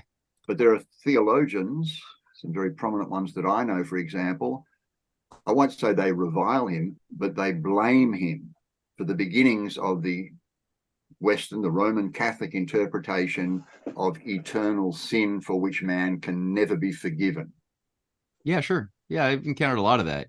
Yeah, and they would regard, the theologians, they would regard that as a greater negative contribution, let's say, than perhaps the political contribution that the city of God represents. Now, I'm not involved in any of these arguments. I'm merely stating things that I understand. And I do find it interesting because one way or another, you said, in that one person, if you like, Augustine of Hippo, the good that he did, and there's a continuity in your presentations, for example, going back into history and looking at people who have done good things at times in history, which have led to good things. His contribution at a political level, let's say, was very, very positive. But it's entirely possible for those that have a more theological bent to them, that perhaps he did initiate discussions within the church that led to, maybe it wasn't his intention to, but that led to, the eventual schism between the Eastern Church and the Western Church that plagues us even today. Yeah, well, absolutely. And the thing that also is a problem is people try to approach theological disputes in an apolitical context, and they just disregard the universal historical battle of oligarchical systems trying to subvert humanity. They just ignore it all, and they try to have this discussion in a vacuum about theological issues. And they forget that, if you think about it, Augustine wasn't operating in a vacuum. He was a political player on the stage in the real world with these actual fights. And I think that one of the reasons why he had to lean heavily, as he did in the time that he did, on that issue of original sin, was because you had a particular schism, a movement in that was really, really threatening a civil war amongst early Christianity, in North Africa that he was dealing with, that said that only people who were allowed to be members of the church had to be pure elect, the pure that those who were completely without sin, and everybody else cannot be involved with the church. And this is like 80% of the churches of Northern Africa were dominated by these sects. And he had to then create an argument why that is illegitimate, because it creates a fertile soil for ego, for pride, for evil to really creep in. If you think that you're only the pure people without sin, well, that's dangerous. And he had to make the whole point that no, we're all born with sin. You're not going to be free of it. So he had to sort of press on that, which I don't know if he necessarily would have pressed so hard on that had you not had that epistemological battleground that he had to operate within. But it did create problems over the generations after he died, where people took that and ran with it. The consequences to a lot of the consequences were not necessarily something he intended or anything like that, and those consequences also lead to schisms within the church when you get Protestantism, for example, and predestination, problems of predestination, Calvinism and stuff. Predestination, they're connected to similar ideas. Context is theology, everything. as I've come to learn, is very, very, very complex subject. Almost as complex as philosophy. Context is everything. Like one argument could be just in one moment, right, and then unjust in another moment. Like people say, oh, the annexation of Canada is always evil. It's always the U.S. empire wants to eat up Canada. And it's like, no, when the U.S. was under the mandate of heaven, under, let's say, a noble leader like Lincoln with a culture that was moral, taking control of Canada might not have been an unlawful thing at all. It might have been a very lawful thing. Whereas under NAFTA, when the U.S. lost the mandate of heaven and became an empire, all of a sudden gobbling up Canada became a bad thing. So it's like, but it's the same thing, but all of a sudden in one context it's okay, it's just, in the other context it's not. So it's the same sorts of problems here that I think people tend to create this binary imposition of this equals bad, so they then forget the context. I can also understand, again, having just finished reading the last reading again, there's a reference in that one to the way in which Philo of Alexandria is dismissed by a lot of contemporary academics as a waffling philosopher, etc., etc., etc. And I couldn't help but think when I was reading just before about that reference to the original Adam and how everything thereafter has gone backwards, kind of thing. And I'm sorry, I just don't agree with that. I mean, I don't agree with that either. Evolution has to be taken into consideration. I mean, it really does. You can't throw out that kind of science completely. Whatever you believe about what evolution, is being taught mainstream and whatever, there is still an underlying foundation to the concept of evolution that, to my mind anyway, has elements of truth. No. The earliest people lived till over 1,000, and then our life expectancy reduced in time as entropy set in. There's certain problems that will tend to occur if you take a. I can easily understand why contemporary people, philosophers, whatever, would read through such a passage and just go, "This guy's away with the fairies." Sure, they do the same thing, and therefore, and therefore dismiss him wholeheartedly, which is not what we're doing. I know. I know. No, it's good that you're saying that, though. It's because it's good to that definitely that will trigger a lot of the language in these sorts of texts will trigger all sorts of people to just turn off mentally and be like, this guy's out to lunch. But they're missing the fact that there's a method that's running throughout this type of discourse, which is the point is to look at the method of thinking, not so much the details. Sometimes the details are true, but oftentimes they're off. Well, all of the early, even though it was tough to read and a little bit hard to understand and everything, the numerological references were actually very interesting. And then he went on to, the number 7 and, 7 ways in which we have motion and 7 ways this, 7 ways that. I'm reading that going, okay, that's really intriguing. I find that absolutely fascinating. Yeah, man. But then some of the rest of it, I mean, as Juan pointed out, you know, the what was the word you used, Quan? The human-centered approach. Yeah. Yeah, and also, you know, and this is true of, you know, most of this kind of, you know, origin story from Moses, etc. There is very much a male-centered approach, a paternalistic approach to things. Yeah. Women get blamed for everything. They certainly get blamed for original sin. Yes. How? Well, here we have something about universal history. The Confucianists also put everything on the back of the women. How strange. Oh yeah. Like in a every negative sense, Quan, or a positive sense? While superior emotions, for example, is male and inferior emotions are A female. female. Okay, yeah. Very, very sexist, naturally. Yeah. I mean, he rationalizes it here, you know, I mean, the original man was made from the perfected clay of the earth. Well, whatever comes thereafter has got to be something lesser. And of Yes. course, the very first thing that comes after that is woman. So she's already in a position of inferiority. Yes, it's very complicated because, after all, I think that those philosophers were men of virtue and of knowledge, but they were not perfect. So they had the prejudices of their time. And most of the time, they were human supremacists and they were male supremacists. Let's be honest. That's what I like about I like about Plato's approach in the Symposium when he outlines.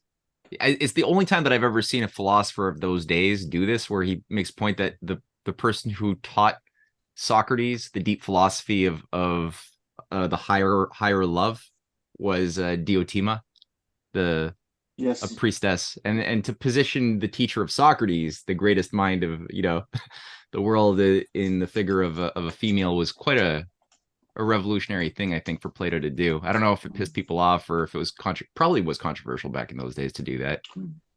I don't know. Yes. Well, I would say that the ancient Greek and the ancient Chinese were perfectly aware of the fact that there's a dance between the masculine pole and the feminine pole. And the practical organization of the society at the time gave to the man, let's say, the overarching political organization with its natural consequence. But I think that the ancients were also reasonable people. They let the feminine dimension express itself in flesh and in principle. Okay, let's not forget, if I take the Chinese example, the infinite, the non-manifest, has no sex. But when you go one step below, you have the feminine pole and the masculine pole. Okay, if you take the hexagram, which is the sixth step of the epistemological development, sometimes you have a broken line, which is feminine, and sometimes you have a plain line, which is masculine. But here, masculine, you have to understand being, and feminine, you have to understand becoming, philosophically speaking. It means that being and becoming are intimately together, as the male and the female are intimately together. So even if there is a certain male supremacy proclivity, the ancients were not dumb. Okay, they were perfectly aware that, after all, they came from a mother, from a female.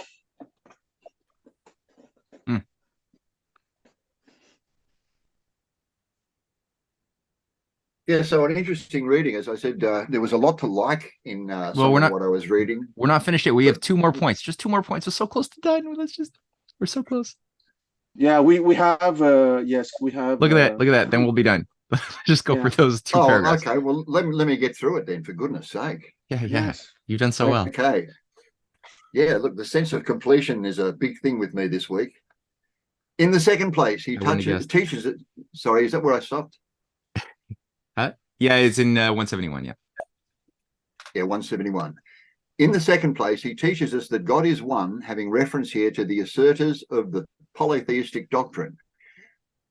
Men who do not blush to transfer that worst of evil constitutions, ochlocracy, from earth to heaven.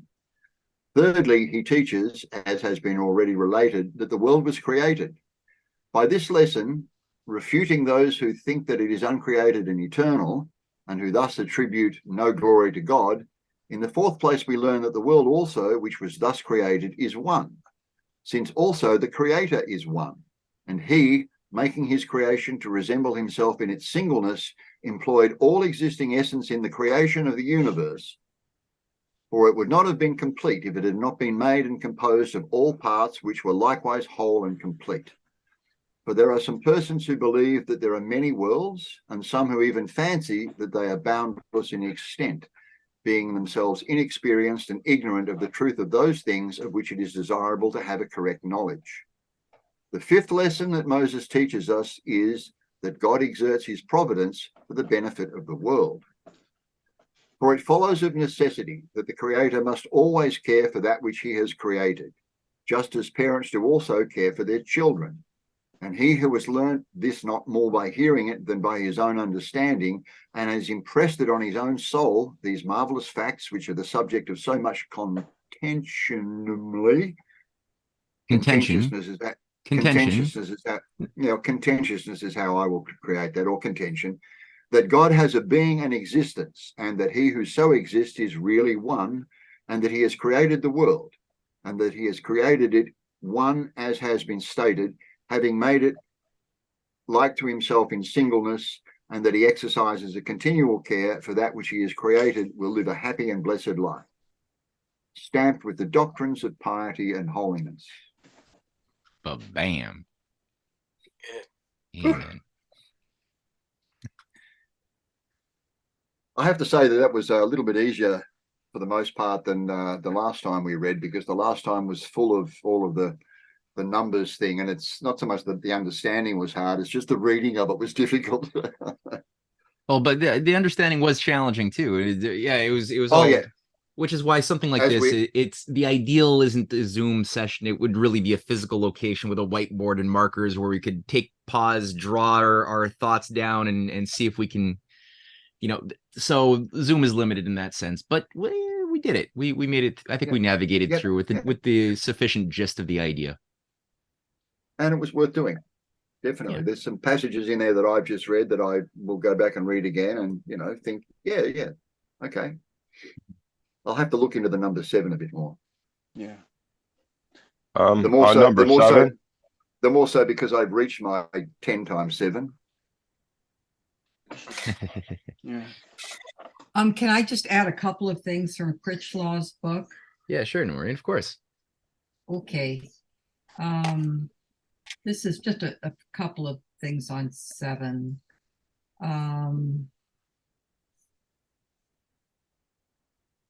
There is particularly associated with the 7 heavens or planets and the 7 days of the week. There are, in addition, other correspondences, including the 7 metals, colors, etc. The 7-fold division gives rise by doubling to 14 in a fortnight, and the 14 pure ones of the Shiite branch of Islam, Muhammad, Fatima, and the 12 Imams.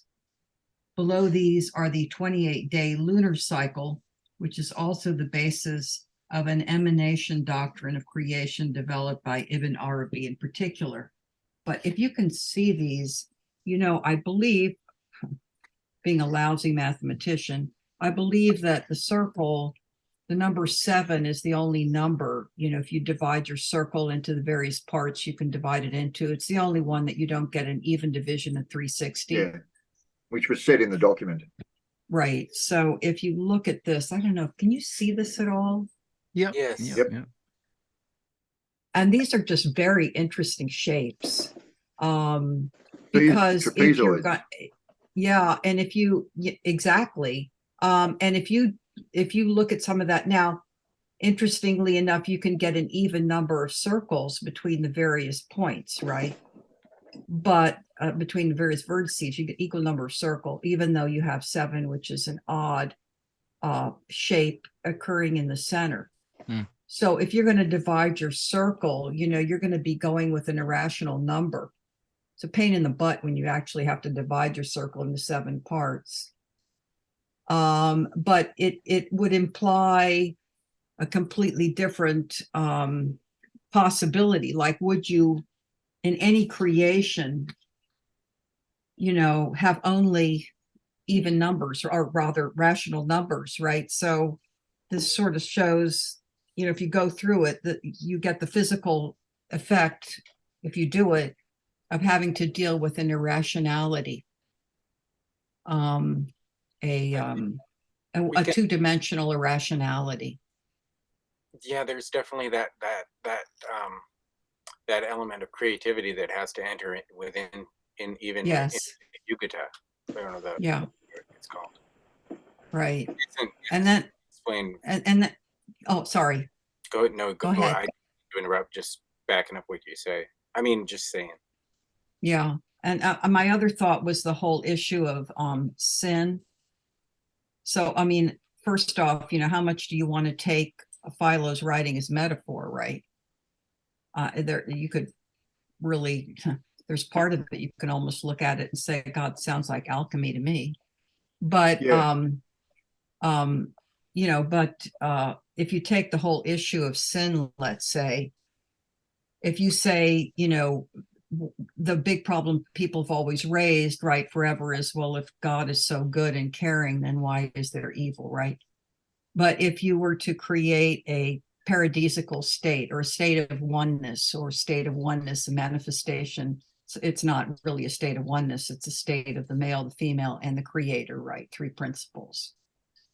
And so if you create that state, then you can relegate the existence of sin into an entirely different domain, right? It's almost an after effect.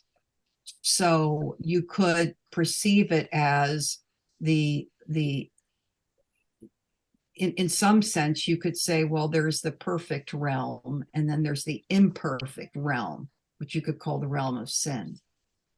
And when you combine the male and the female, or those two principles, or a dialectic of positive and negative, and there's a resolution, right? Then there's a three. The resolution could be the creation of, if you would say, the child, right? That third element.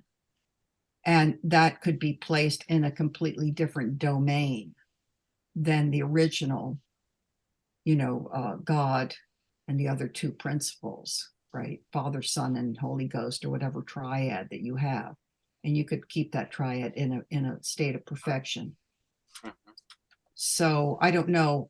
I'm probably not doing a very good job at developing that idea, because I really have to think about it a lot. But there may be something in that has a kind of sense at that time. You're so on the right track, I think. Yeah, but I have something to propose. But go ahead, Matt. Please propose. But Matt, did you want to say something? No, I was actually thinking that Nathan was trying to say something, but go for it, Quan. Nathan, did you want to say something? Nope. No, I'm good. Okay. I'm good. Can I ask, please, where does the system of thought, word, deed come in terms of sin, Maureen? I'm sorry. Can you ask again? I didn't hear what you were saying. The system of we sin in thought, word, and deed. Sort of that system we were taught, sort of thing. Where does that come in? I don't know whether thought and deed, it's if you take the world of sin as a subworld, right?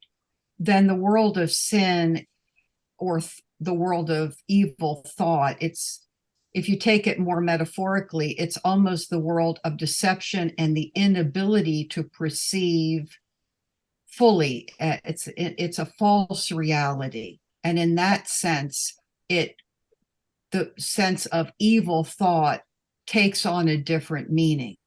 It's almost as if evil thought would be better put as false perception. And with false perception, then there's false action or false deed. So that would exist in its own domain. So, then there have been other, obviously, philosophers, Platonic, Christian mystics, whatever, who probably had found another way to deal with the idea of what sin would be. But it's, you have to redefine what sin means. It's what we would consider all the aspects of sin would come out of false perception, the inability to act correctly, however you perceived acting correctly to be in harmony with a cosmic agenda, would be acting incorrectly. Well, that's the world of sin. So you can create a kind of metaphor or a story that says Adam and Eve in a perfect state, Adam and Eve in an imperfect state, the triangle going up and then manifest going down, right? The dropping into material reality, right? As a state of sin or descent. And or at the state of ascent, right? Which was their state of perfection or paradisiacal reality of, whether you want to call it goodness, truth, harmony, unity, right? And the ability to perceive those things and act in accordance. Thank you. I think that's a perfect rendition of what we've just read, and what I was saying earlier about the fact that in reading it, you get no mention from Philo of the concept of sin per se. Punishment for doing something that they weren't supposed to do, perhaps, but your description, Maureen, is a much better rendition of what I've just read than the let's say the later development in the Catholic Church of sin for all and for all time. Well, the thing that sort of gets me when I listen to the Philo renditions, which we just don't think this way anymore, but I think we don't think we don't think completely. We think in snippets, So when Philo talks about man and he has this description and of humanity, he's trying to give you the state of humanity so you could feel what it is like to be a totality, not of, I have my little problems, or I made my little sin, or, we think in particles, right? And so whatever thing he describes, it's an entirety of an experience. So it's a little bit like Goethe's color theory, which, there's a big debate between Newton and Goethe on the nature of light, color. But Goethe was trying to impress on people, and this is where people just didn't get it, probably still don't. But he's trying to impress on people that color isn't just the atomic particles, their dispersion, this kind of thing. Color is also an experience, right?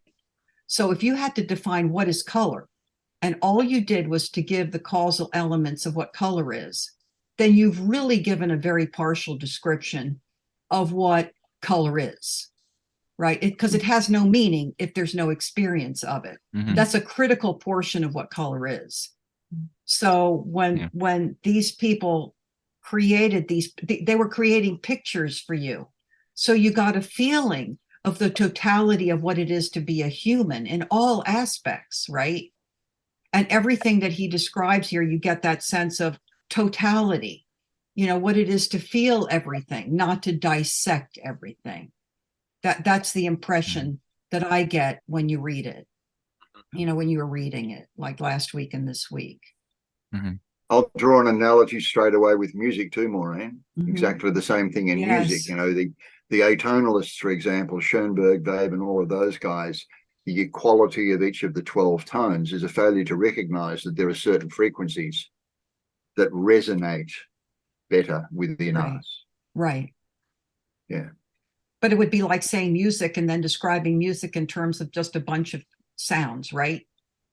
Yeah, or just the 12 tones, as I say, as being perfectly equal and perfectly legitimate, when the reality is that given our nature and the way in which our bodies resonate to frequencies, that things like an octave and a fifth and a fourth, the consonant intervals, that's not just a random thing. These are ideas based on experience. Yeah, and to ignore them is doing exactly what you were just saying a minute ago about talking about colors merely in terms of the atomic makeup of certain frequencies. Or Philo would call that, if you had atonal music, let's say, and it was very jarring, he would say that's sinful. See, you could use that. Yeah. Oh yeah. Disharmonious. Oh yeah, the devil's interval. Kelly, I say you're people with did die. Kelly, did you Yeah. you have a thought there? Well, we're talking about sin and the number 7, and I was thinking about the 7 deadly sins. I forget who came up with that. It was probably someone way later in time here. Probably Bible stuff. Yeah, Bible times. But anyways, yeah, we have 7 deadly sins. We as well as 7 virtues. I'll just name them, I guess. We have vanity or pride. We have greed, lust, envy, gluttony, or it could also be like drunkenness, or that could be gluttony.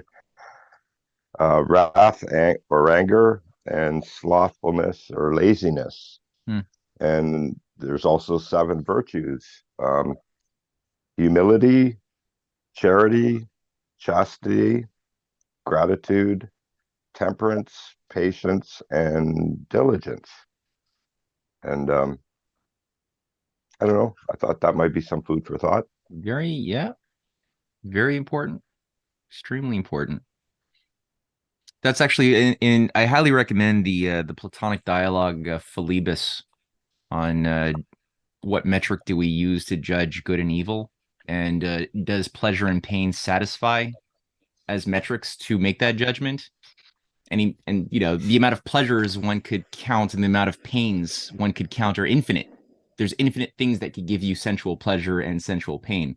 But when it comes to the virtues and their opposites, there's a limited amount. There's a quantized number, 7, as you point. I don't think Plato necessarily identifies the 7, but specifically there's a quantized limited amount, and that gives the mind a lot to work with. Whereas like infinite is hard to hold on to, right? It's kind of a slippery idea. Whereas when you take the time and instead of just jumping from the 1 to the infinite or the infinite to the 1, like lazy philosophers are often inclined to do, but you take the time to look at, well, is there a quantized expression within the infinite array of sounds within a string that one could create infinite possible sounds within a limited string of 1 string?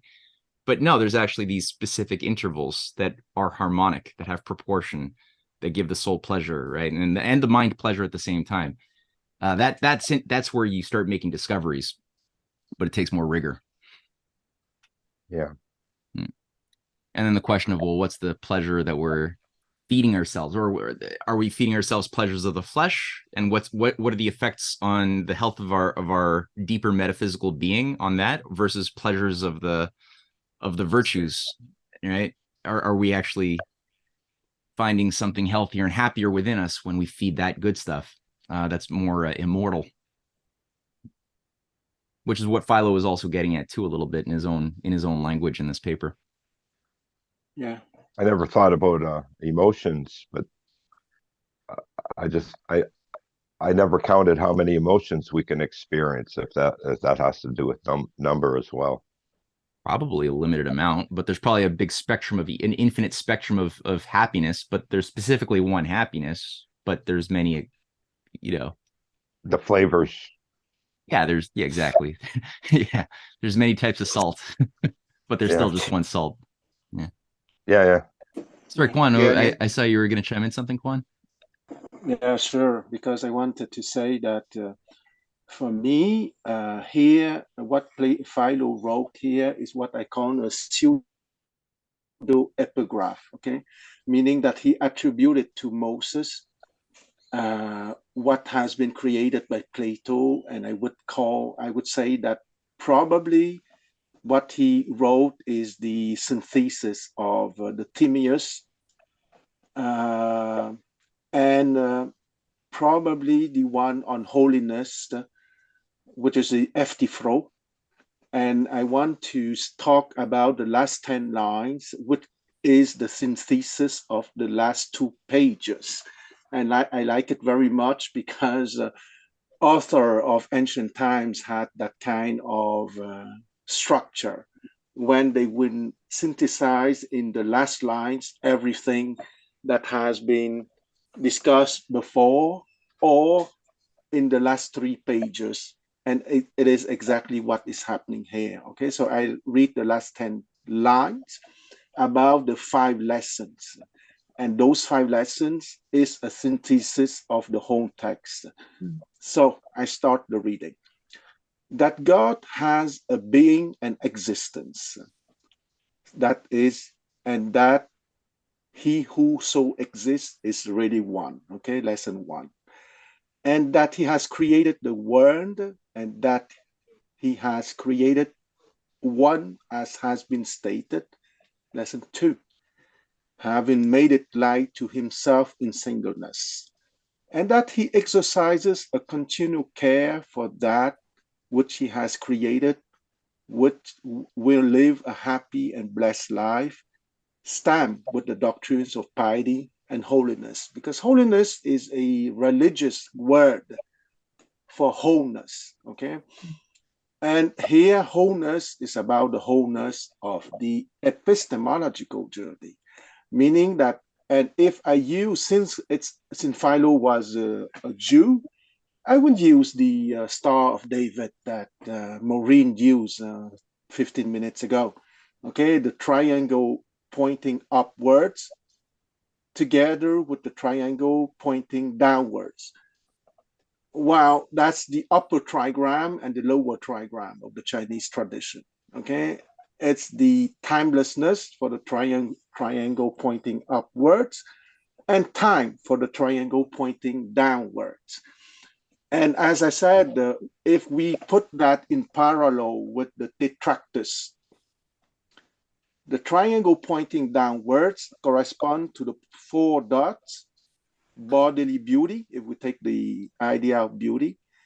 After that, you have the beauty of ideas, the beauty of virtues, and the beauty of the one timeless form of beauty, okay? So the sin, let's not forget that at the level of the one, there's only one law, the law of freedom.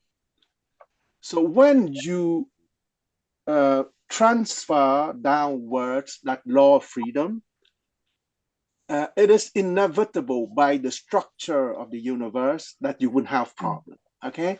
Because you impose a law of absolute freedom, which can only be lived in its totality at the highest dimension. And when it is brought down, it is inevitable the source of problem. And let's not forget that at the beginning of the text, he would say that man is mortal in his body, but immortal in his intellect and his soul. So the only thing that can be immortal or having complete freedom in this world of body is in his mind and not anywhere else, okay? So I repeat, God is being and existence at the same time, okay? So he is upper trigram and lower trigram at the same time, and he's one. And the world that has been created by him is also one, in the sense that there is also that upper trigram and that lower trigram. And the providence is the fact that if you are capable to remember precisely, because let's not forget that in Greek, truth is aletheia, okay? Aletheia means to restore the remembrance or to remove the forgetfulness, okay? Because is the prefix for absence of, and letheia is, if you remember the Republic, is the river Lethe in book 10 of the Republic, that you wouldn't, when you drink the water, you wouldn't forget. So aletheia is removing the forgetfulness of the upper trigram or of the triangle pointing upwards. So everything that has to be sin can be explained very easily once again, because in the world in the manifest world, it is not possible structurally to have perfect freedom. And because of that clash, you have to go on that epistemological journey to go back to the one, and then you will be completely free, immortal, but only in the dimension of the mind. And if you look at the triangle pointing upwards, let's not forget that stage 4, if I use a Confucius terminology, is I hear the wind of heaven. Stage 5, I hear the wind of heaven without complaining. And stage 6, which is the top of the upper triangle, is I can do what I want without overstepping on the universal laws. Yeah, we're gonna wrap it up. Yeah. And that is just perfect. Okay, the matching of the hexagram with the two triangles of the Star of David. Okay, and for me, sin is simply the impossibility, other than in the mind, of manifesting that law of love, or that law of absolute freedom, in phenomenal reality, because it is a consubstantial law of the upper trigram, or of timelessness. Yes. That's beautiful, Quan. Yes. I couldn't agree more.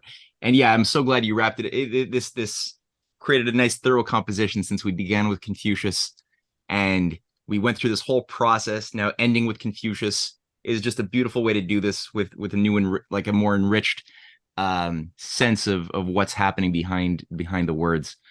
Everybody, I really loved this whole experience. We unfortunately have a 10:30 appointment we have to be on, so we got to close it up for today. I'm glad we got through this in 3 sessions. Something special about the number 3 too. Won't get into numerology. That's fun. And I'm not too sure. There's a lot of crazy friggin' deadlines that kind of hit me. So I'm not too sure if we can do a reading immediate, like the reading of the next text immediately. But I'll talk to Quan about this, and we'll figure out something for the coming weeks ahead on Wednesdays. I may not be able to do it, but we'll. Quan, you mind if I call you tomorrow actually to discuss some strategy? Yeah, I don't know if you have to do an interview right now, but the best is to call me now after. I know you only sleep like 4 hours a night. Do you mind if I call you after the interview at like 12 o'clock or something? Oh, absolutely. I go to bed at 3 a.m., so it's not a problem. But send me a message first. Okay. Okay, so I don't want to wake up my wife. So send me a message first. I go to a corner, okay, and you call me after, or I call you. So the ring is on your side. Yes, sir. Okay, thanks. Bye, guys. Bye-bye. Okay, ciao. Thanks, everybody. Okay. Thanks.